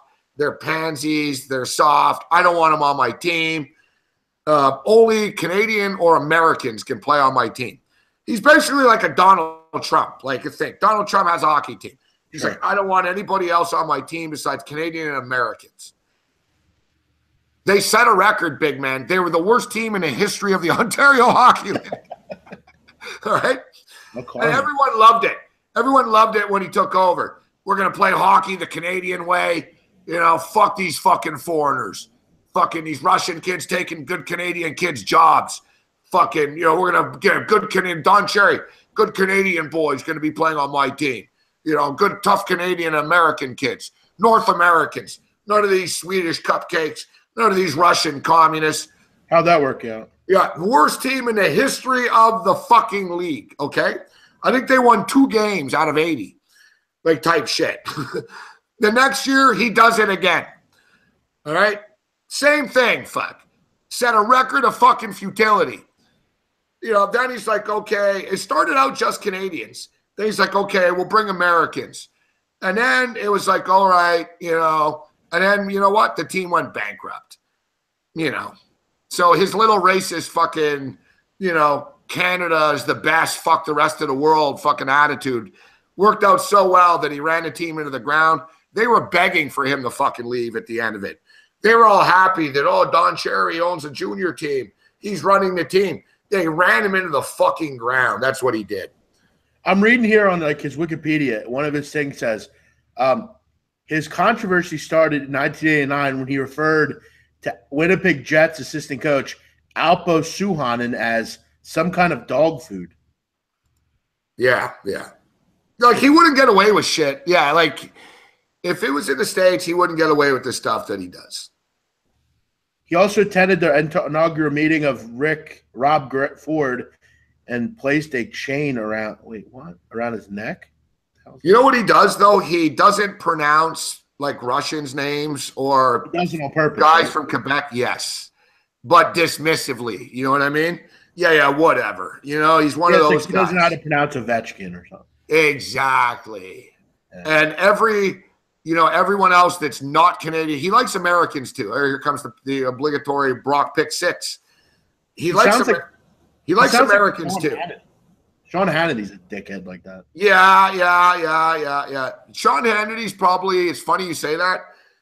Out of everyone in the media or anyone like in America type shit, I'd probably like to punch Sean Hannity in the face the most. Oh, he's the biggest piece of shit. I hate that. His condescending, smug fucking look on his face. And he literally's like the best at journalism. Oh, he's the best of everything. He's so full of shit, Sean Hannity. And the thing with Hannity is, too, he's always ripping fucking East Coast liberals, right? Yep. You know, these New Yorkers and the New York Times. And, dude, you live in New York, fuckface. And he's all like, he's always threatening, you know, I'm so close to leaving this state, but, you know, I work here. Fuck you, Hannity. You make like fucking $9 million a year. You have the fucking biggest ratings on Fox now that the fucking Predator O'Reilly's gone. Yep. And you could call your shots, bro. You could do the show out of Austin, Texas in a heartbeat if you wanted to. Him and that shithead. You could tell them, fuck you. I could go wherever I want. I'm Sean Hannity. And Fox would fucking do it. They'd build him a little backdrop and green screen. He could do his show out of fucking Knoxville, Tennessee. Hey, Hannity, I call your bluff. Why don't you move to Huntsville, Alabama since you love it so much? It's like Ivanka, fuck. They love the South so much. Ivanka Trump wouldn't be caught dead with someone from Huntsville, Alabama, fuck. You know, it's fucking comical. Hannity, oh, yeah, there's liberal New Yorkers all the time. Yeah, fuck you, Hannity. You're a fucking fraud. I'd like to punch that guy in the face, fuck. All these big advertisers are pulling their deals with Fox News because I don't know if you heard, but he yeah, but exactly, Tom Marino. How do you respect somebody that only you just admitted he's only saying things that his listeners want to hear? So he's got no credibility then. I'm not sitting here saying what you guys want to hear. I'm sitting here saying what I think. You know, that's why he's a fuckface, this guy. You know, before he wanted Julian, sorry, big man, but before he wanted Julian Assange fucking hung for treason. He's a fucking traitor. You should fucking kill him. He's costing troops lives. Now Julian Assange, because he helped Trump's his best fucking buddy, coming on the show all the time. He's the biggest two-faced fucking hypocrite in America. His smug-ass fucking face, his little throwing the football at the end of the show. I got nothing against people on Fox News. I'm not a Fox News hater. I enjoy Fox News. I think it's entertaining. But I think that Sean Hannity is just a fuckface that I like to punch in the face. Yeah, he's extremely controversial. I mean, he said a lot of stuff on gay marriage, gays in general. No, I wouldn't, Tom Marino. If I wanted to be a sellout, I would be a sellout. I'm not. I chose not to be, Tom Marino. I could be fucking on other sports networks right now, sucking fucking dick for an extra fucking couple of bucks. I don't. So, no, I wouldn't. I don't give a shit, fuck. No, I have integrity. Yeah, I remember when he called the Quran, he basically equated it and said the Quran was Mein Kampf, basically. And because I remember there was a congressman that got elected. He was a Muslim guy, and he asked to have the oath in the Quran. And Hannity said it was like basically Hitler saying, well, let me get oathed in on the Mein Kampf. Like, he's a fuckhead. He always has been. I mean, him and that Jesse Waters guy are fucking. Oh, he's another one, Jesse Waters. Fuck. That smug asshole. Even worse. Fuck. He's even worse. Fuck. He's just the worst. And like I said, I'm not hating the ideology of it. I'll admit it. I actually enjoyed the Bill O'Reilly show. I used to watch the Bill O'Reilly show. It's funny for sure. I'm not sitting here saying that, like, I agreed with some of the things he said. So I'm not sitting here as like, oh, pinko, lefto, commie. No. I just don't like Sean Hannity or Jesse Waters. I have no problem with Greg Gutfeld. I think Greg Gutfeld's a funny fucking guy. They were on last night together on Waters World. They were on together. It was pretty heinous. What up, Connor, mate? Good to see you, buddy. Yeah, like I think Greg Gutfeld's funny. You know, I got no problem with Greg Gutfeld. I just don't like fucking Sean Hannity. Yeah, no, Sean Hannity's the worst. And all these people are pulling ads for him right now because he's he's defending having sex with a 14-year-old. Yeah, that Roy Moore guy, yeah. Yep. Lou Dobbs. Lou Dobbs just a clown. Hey, Lou. Go buy some more hair dye, Lou. Lou Dobbs got like orange hair. Lou, you're 90 years old, fuck. And we know you're hairy and orange, fuck. The money man, Lou Dobbs. The money man. He's still around. Lou Dobbs. You know who's a real piece of work on Fox? Janine Pereiro, too, fuck. Oh, yeah. Janine, you're not a 16-year-old girl in high school, fuck. Hey, like, dress with some dignity, Janine. Like, for fuck's sakes. Dude, hey, speaking of O'Reilly, Gabe, I don't know if you've ever seen this one, but if you watched O'Reilly, it was a big thing when it was around, but I don't know if you've ever saw, he had this guy on, these two kids, basically. They're from Colorado, and I guess at their school they had this, like, it was a really questionable guest. Like, he was, like, basically telling them that, like, you know, it's okay to party and, like, you know, as long as you just, like, down the road kind of wise up. And Bill was really pissed off about it. Like, he was like, how could they have this guy at this school? And on one end, they had this, like, staunch supporter of, like, yeah, we agree with what he said. And the other guy was like, no, it wasn't good for our school. We should never had it. So Bill's like, this is fucking terrible. He's like, how could the school allow it? This kid, this, like, 13-year-old kid comes on and goes, well, Bill, he goes, on page 60 of your book, it says that there's nothing better than toking back on a J and you know, drinking a little cognac on a Saturday night. And Bill just flips out and he goes, you know what? I knew you pinheads would look stuff up like that. He goes, and it's on YouTube. It's really funny. He's like, that wasn't what I meant. He goes, well, what did you mean then, Bill? Because, you know, according to you, you know, it's okay to do that. Just like what this guy said. It's really funny the way the kid just fact checked the shit out of him right on the channel. It was hilarious. I remember Bill O'Reilly too. He wanted fucking Ludacris fired for fuck his Ludacris. Oh, yeah. Ludacris spoke too derogatory about women in videos. Bill O'Reilly's like jerking off on the phone, fuck, to every Fox executive. Somebody asked, would I fuck Kimberly Good? Of course, man, I would do Kimberly Guilfoyle. Hey, Gabe. You know what? I'll be honest. You know what I like, guys? I got a crush. I'll be the one chick I like in the media. I like to bang. I'll admit it, is Andrea Tantaros. I don't know her. I used to have a thing for Andrea Tantaros on Fox. I'd like to meet Andrea Tantaros still. Man. I like Brooke Baldwin. Brooke Baldwin on CNN. That's my girl. I like Brooke Baldwin. Yeah, she's a nice lady. Pretty. I feel bad. I sent Brooke a mean tweet once. Fuck. I'm never a troll. But I sent her a mean thing once. Fuck. How could you do that? She's fine, Brooke Baldwin. I like her. I don't know. I told her. I think I sent her a tweet telling her she'd be better off on fucking Entertainment Tonight than doing real news. I think I told her. I remember one time Bill O'Reilly had this rapper on. They had this rapper one time, Gabe, when we were younger, that they had an interview with him on 60 Minutes, and he said that if he had like a murderer living next door to him, he wouldn't call the cops. And it was like Anderson Cooper couldn't believe it. He's like, you know, you wouldn't call the cops. And he's like, well, no, I wouldn't get involved. And Bill flipped out. He couldn't believe that, like, the snitching culture. He couldn't believe it. I remember when he would have rappers on, it was always great. Like, it was really funny. Like, Aaron Burnett. Yeah. You notice Aaron Burnett showing more tits. She's got her tits out all the time now. She needs ratings. Always on 100 with Aaron Burnett. That's a great point, Big Fish. Aaron Burnett's really hot. I've always thought that. I got no problem with Aaron Burnett. Look, you don't know who Andrea Tantaros is, eh, big man? Look her up right now. I am going to look her up. Andrea Tantaros. Angela Rye's pretty hot on CNN as well. She's like a contributor. What's this girl's name? I like Angela Rye. Angela Rye. She's hot, dude. Fuck. She's smart chick. I like Angela Rye. Oh, Andrea Tantaros. Where have I not seen her? Oh, she's conservative. That's why. Andrea Tantaros. Yeah. Yeah, I don't like her now. Fuck it. She's blackballed by Fox because she's suing them for like $100 million bucks. She's hot though. Wow. Good call, Gabe. Yeah, you know why I like her? Because she's a metalhead. Oh, really? She's into heavy metal. Yeah. Supposedly she parties and she's into metal. And I doubt she's really even all that hardcore conservative. She's pretty thick, too. Wow. Yo, you know who I really like, Gabe? She's probably my favorite, as a matter of fact. I don't know if you know who this girl chick is. S.E. Cupp. Yeah, I know S.E. Cupp. She's cute, too. S.E. Cupp's sexy, man. She's hot, man. I like her a lot. S.E. Cupp, yeah, she got a good rack. Oh, she's great, man. Those glasses she wears. Maria Taylor's good, but I prefer I think Carrie Champion's hotter.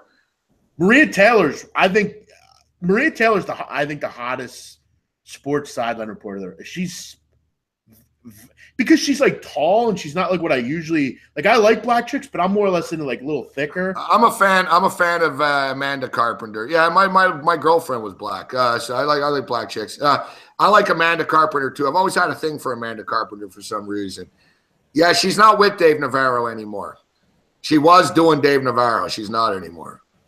Yeah, Essie Cup. That's my girl. I like her a lot. It's Essie Cup, Brooke Baldwin, Angela Rye, Aaron Burnett. And we can't forget about the hottest chick on CNN, Anna Navarro. I like her takes, actually. Who, Anna Navarro? I'm a big fan of her. I like her. I'm just joking about Anna Navarro because we did a thing. Would you tap that? I used to have a segment on my show. Would you tap that? Can we do it now? Let's do it now. Well, would you tap that? Yeah. Give me a couple, Gabe. Yeah. So, but the thing is, would you tap that?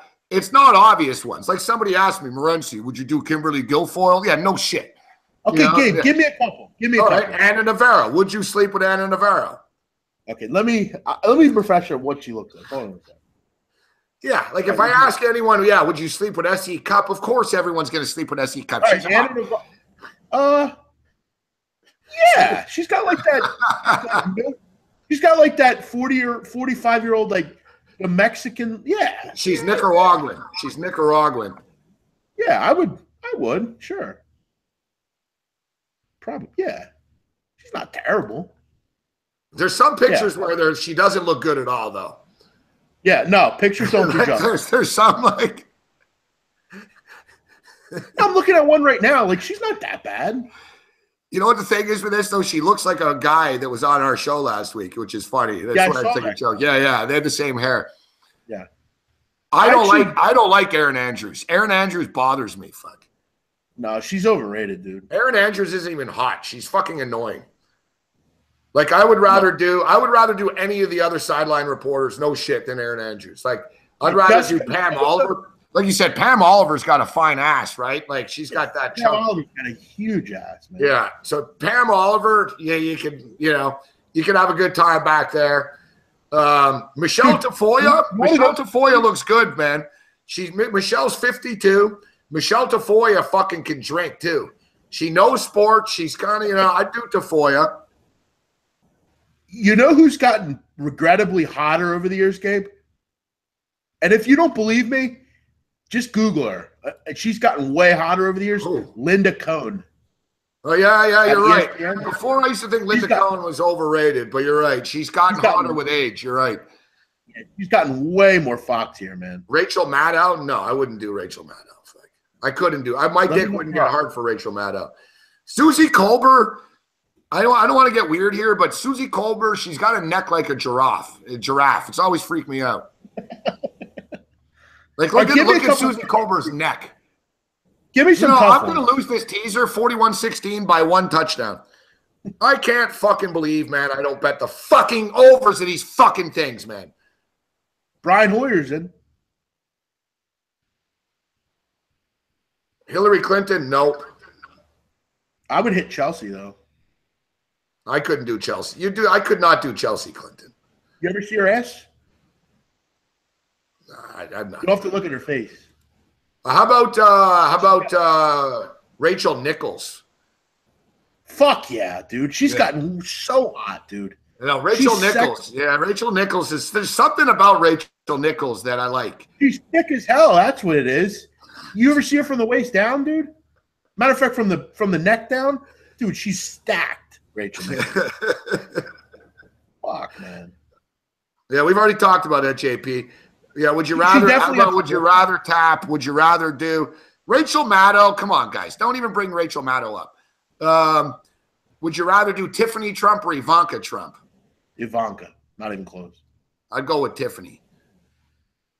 Tiffany seems like that crazy chick you would get drunk with and she'll fuck you all night and then leave, Exactly. Ivanka's the type of chick that would just fucking bitch at you all day. See, I like that, though. Yeah, Hannah Storm. Good call. Linda I like Hannah Storm. Yeah, dude, why do I see? I'm not going to marry Chelsea Clinton. Chill out, dude. If you've seen Chelsea Clinton from the fucking waist down, dude, she's got a fat ass, dude. You know who I looked cute the other night? Lisa Salters actually looked good the other night. Lisa Salters is hot, dude. Lisa Salters is all right. Yeah, I agree with that. 100%. There's all these new hot, ultra young chicks on all these networks. I don't know who they are, but very hot. But her voice and her sports takes are terrible. You know who I used to like too? Who's the chick? She was on Notre Dame football and she was on the NFL Network. She looks classy. Fuck. It's a fucking blonde chick. Melissa McCarthy? No. What's her fucking name, guys? Come on. She used to be on the NFL Network and she does Notre Dame football. I don't know. Here, Notre Dame sideline reporter. Let's see. Normally, I don't like the blonde chicks either, but this lady, she's got Alex Flanagan. Oh, yeah. She's hot. Yeah, there's something about her that she's like, I don't know. She's got that 80s thing going for her. I don't know what it is. But no, Rachel Nichols, I'm glad you brought her up. She got some work done, but yeah, Michelle Obama, fuck yeah. Michelle Obama's hot as hell, I think. Megyn Kelly isn't really that hot. She's all right. I would definitely smash. Michelle Obama's a fine first lady. Babano, tap the tap and settle down, Babano. You know who I want a little piece of, Gabe? Who's that? Michelle Obama. Michelle. Fuck, Malia Obama's hot too, the daughter. What about Michelle Beadle? You like her? Yeah. She's the type of chick, though. She's like a dude's chick, isn't she? You know what I mean? She's the type of chick that's going to the sports bar and, pounding the back and stuff. She's like kind of personality. Good personality.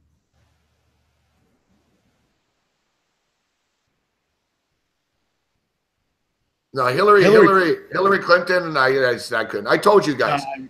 Hillary Clinton. Like if you are about to blow a load, Andy Petrillo's. I like Andy Petrillo. I'm a big Andy Petrillo fan. I met Andy Petrillo. Fuck, I was sort of kind of flirty with her, but I was pretty wasted.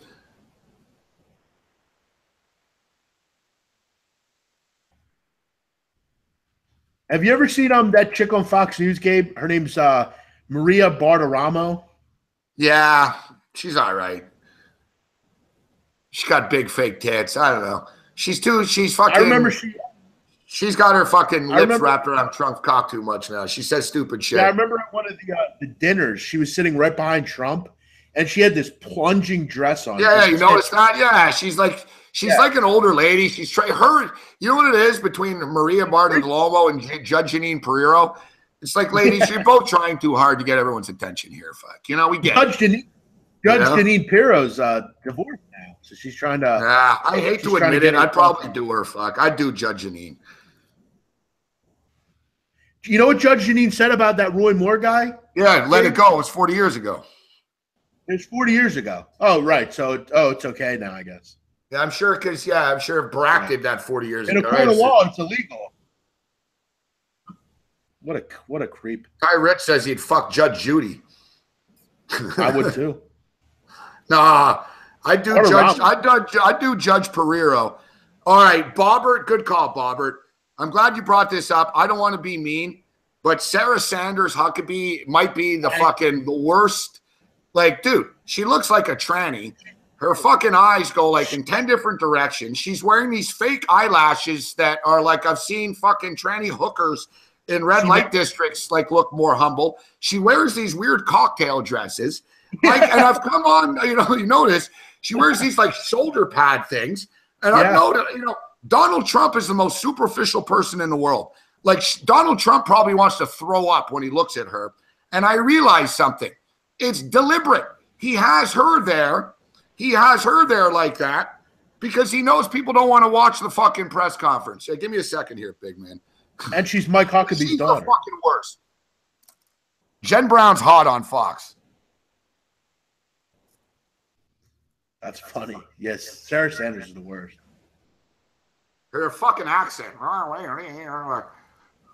Yeah, she's always trying to be like funny. It's like, just shut up and get to the point.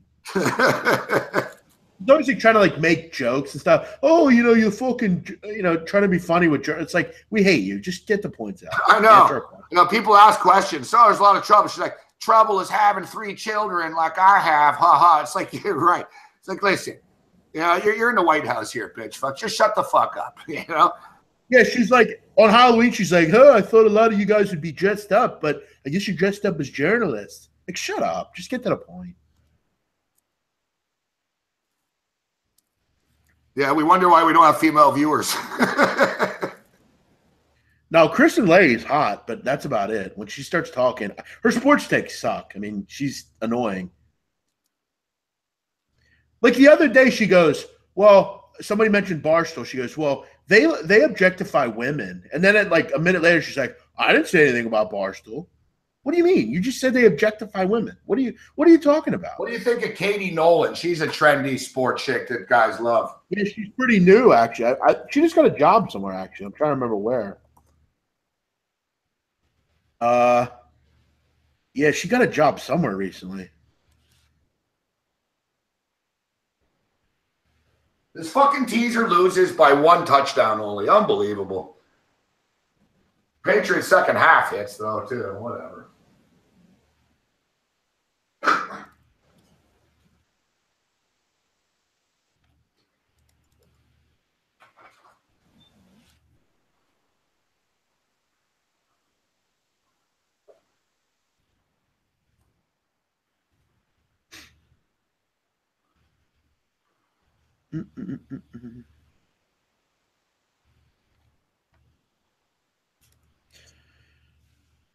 Katie Nolan.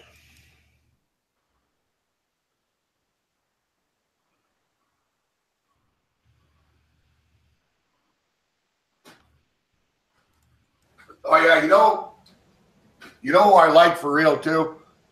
My favorite CNN anchor is Brianna Keeler. Oh, yeah. She's kind of that. She's kind of like plain, but yeah. I like her. Exactly. She's a big sports fan, too. Yeah, she's kind of plain, but I actually agree with you. She's Australian, I think. I feel like. Oh, no, she's from Florida, I think. Really?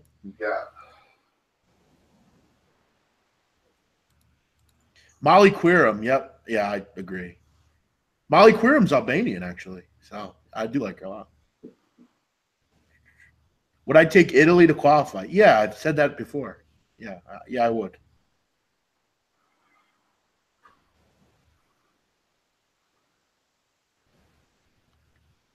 Yeah, Molly Queeram is fucking hot.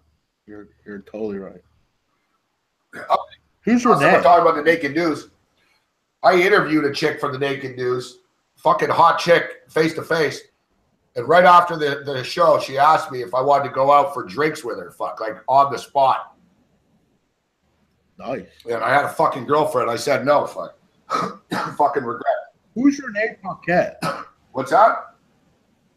Who's Renee Paquette? Yeah, I know. Renee Paquette got her start with me, fuck. I didn't give her break, though, but I used to work with that chick on the WWE. A lot of good names on here tonight. Every girl that I've worked with has gone on to be like a star. It's fucking weird.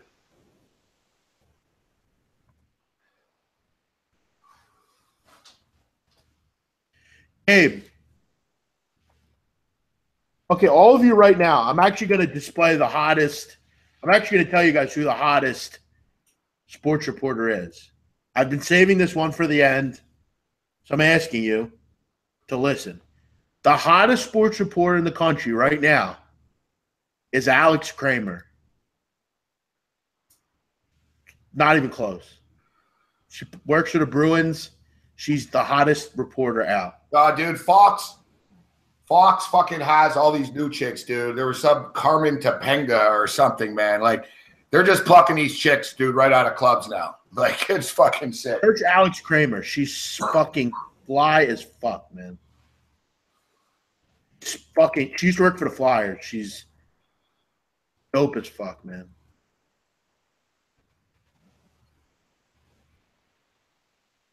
The best.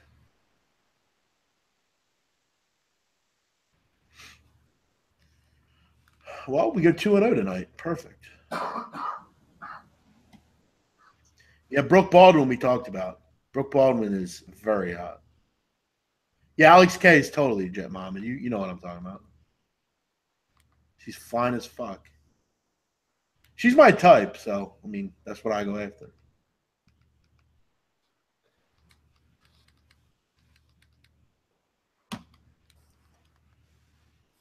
Damn, I wish I could have got on Sports Jeopardy, man. I would have fucking killed that shit. We should have our own sometime. We should do it. Yeah, I'm fucking carry champion. Hell yeah.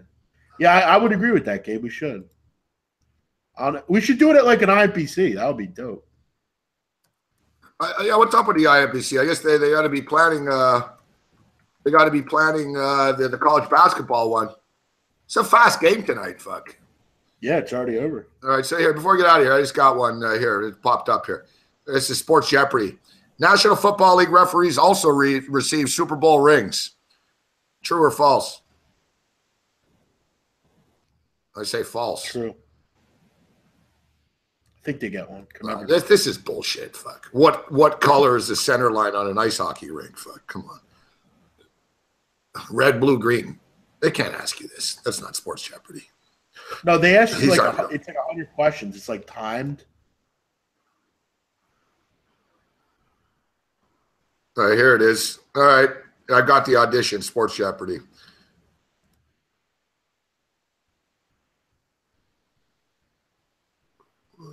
It's like a timed, like 100 questions. I had Howie Schwab on my show the other day, actually, or a couple of months ago. Is he real? Howie Schwab, yeah. You can stump Schwab, but I asked him, like, for real, the way to stump because everyone always told me, Morency, you can stump the Schwab, right? I was like, no, I can't. This guy's fucking unbelievable. And I feel like you just ask him questions like now, like stuff around like now, he wouldn't know. No, he does. He knows everything. Fuck. He really does know everything, this guy. But his one weakness, I could get him, is MMA. Right? And UFC's a big enough sport now that it counts. So, you know, when I talked to him, I spoke to him off the air. And I said, I won't do it on the air. But I said, if I fucking threw MMA at you, could I stump you? And he said, yeah. He goes, yeah, you got my weakness. And he goes, I'm catching up on it. And, he was pretty good, though. He told me, he goes, what do you want? UFC 6, UFC 10? And I was like, fucking but yeah, UFC is the one thing you can stump the Schwab with if you've ever find yourself. Okay, look who's back on the chat. Guess who's back? Welcome back. Who's back? Who is it? Who's Snoop? Brandon Johnson, that idiot. Oh, Brandon Johnson. You come to boast about the Patriots? Great pick. Oh, remember he kept saying games were going on and they weren't. Like he was like, saying scores that weren't happening and stuff. Man, then all these like random teams, like Joe Smith would come in. There's so many trolls you can forget. Holy fuck. I'm trying to find the fucking questions here. All I get is fucking online. Here we go. All right, so this is it. This is the audition if you want to get on Sports Jeopardy. The Super Bowl. One of two 49ers Super Bowl MVPs. One of the two 49ers Super Bowl MVPs besides Joe Montana. Besides Joe Montana. You said two or one? One. I'm going to say Steve Young. Jerry Rice. And I don't know. Jerry Rice. Jerry Rice and Steve Young, yeah. Those would be the only. Yeah, Jerry Rice and Steve Young is correct. All right, so we both would have gotten that. All right, what to hear? Caitlin and Kelly by ASICS are bikini tops for this sport. Asics. All right, yeah, that's fucking weird. Caitlin and Kelly by Asics are bikini tops for this sport. I'm going to say beach volleyball. Volleyball. Yeah. Two-word term for a delivery in a deliberate attempt to catch the batter off guard. Balk. It's quick pitch. All right, Barrel. golf. This tournament was the last of the four major golf tournaments played in 2014.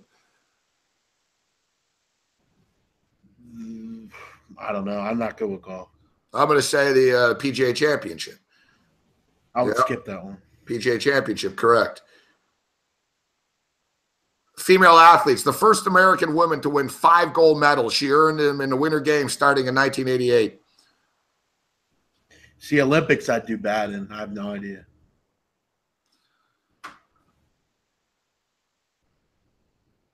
Fuck! I don't know this. I'm better with countries and capitals. Fucking Bonnie Blair. Fuck, I should have fucking known that. In 2011, the Basketball Hall of Fame inducted Goose Tatum. Joined this team in 1941 for a memorable decade. Goose Tatum? Goose Tatum was inducted into the Hall of Fame in 2011. Oh, the Globetrotters, I think. Yep, exactly. They always have those funny names. Venues. The 2015 Pacquiao-Mayweather fight took place at this Las Vegas site. MGM Grand. Yeah, MGM Grand, yeah. Trophies. Its first award was the University of Chicago running back, Jay Berwanger. Jay Berwanger. Let's say Heisman Trophy. Yeah, we're killing it. I've got one wrong. You haven't answered 2 of them. I don't know how many we would have to get on the show. I was asking those questions when I was on. Fans, citizens of Junior Nation are fans of this driver. Dale Earnhardt. Yeah, Dale Earnhardt Jr. Power hitters. On May 1st, 2015, these 2 men, one active and one retired, had career totals of 660 home runs. Barry Bonds and let's say Sammy Sosa. Barry Bonds and Barry Bonds and Sammy Sosa. No, Willie Mays and Alex Rodriguez. The question should be, fuck, which top 5 home run hitter is now white? Man, if you saw Sammy Sosa right now, it's fucking crazy, man. Yeah, it's weird. Yeah, I did the ESPN. There's an ESPN test, actually, big man. We'll do it in the future. I'll do it. I'll give it to you. It's an ESPN test if you want to work at ESPN. Like if you want to be a host at ESPN type shit. I actually heard this is from somebody I know that was in college to like be a broadcaster, and she actually tried out for ESPN. She told me that they call you in the middle of the night, like they'll call you at 4 a.m. and be like, calculate how you figure out the ERA of a pitcher. Yeah, they'll throw shit at you, right? Yeah. Call you and ask you that. Yeah, you know, all these Jeopardy things, I know pretty much. All right, hockey. In 1989, Wayne Gretzky broke this man's NHL record for career points. Gordie Howe. Correct. All right. I'm better with country capitals, dude. Like this one. One of the logos of this NBA team is a music note. Jazz. No, that wouldn't be. Gabe, what's the capital of Canada? Ottawa. France. I'm good with No, I don't know about European capitals. I'm pretty good with American capitals and shit. You know. What's the capital of New Jersey? Capital of New Jersey. Fuck, I know this. It's a tough one. Camden? Trenton. Fuck! Yeah. Right, what's the capital of New York? I knew it was on. Albany. There you go. North Dakota. Bismarck. Wyoming. Laramie. Cheyenne. No, Cheyenne. Fuck Cheyenne. Sorry. I thought I was thinking Cowboys. Came out too quick. Nevada. Reno. I believe you're wrong. Carson City. Carson City. Yeah, very small. Pennsylvania. Harrisburg. Wow, I didn't think you'd know that. This is if you get this one, you're good. Kentucky.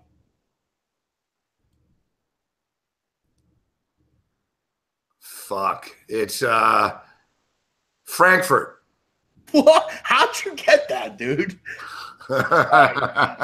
Maine. Which one? Maine? Yeah. Bangor. Augusta. Augusta, huh? Fuck. Yeah, Louisiana. Louisiana's capital. You should know this one. Baton Rouge.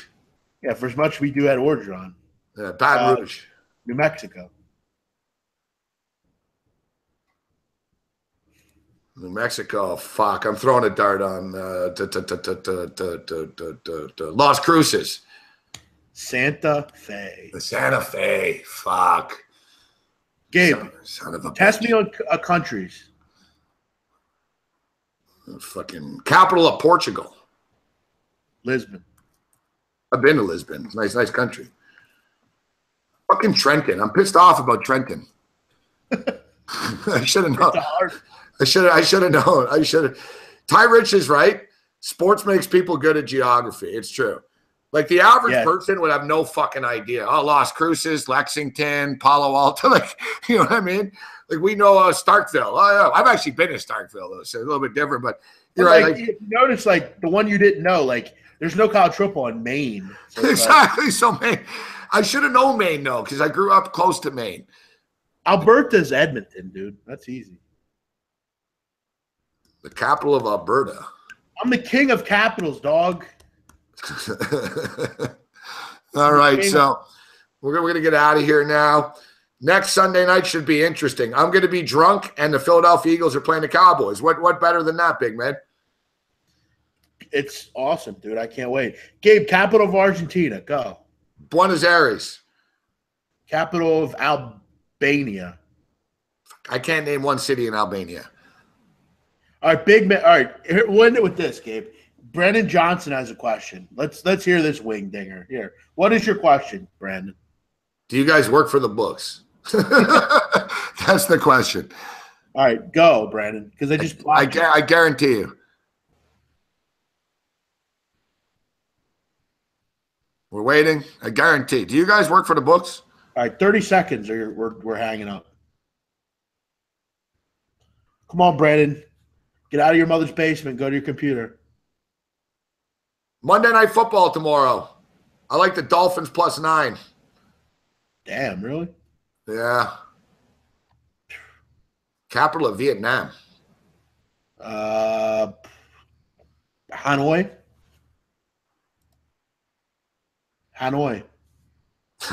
Is it Hanoi? Yeah. Villanova. Yeah. That's a real question. Brandon Johnson surprised us with a real question. No, and then he says his money's on DePaul. He's an idiot. He does that all the time. DePaul's not winning. DePaul's not winning anything. It's Hanoi, Ho Chi Minh City. It's not. DePaul hasn't won anything since fucking Al McGuire was there. Fuck. Right? And Al McGuire's dead. Thank you, Randy. So is the Betcast.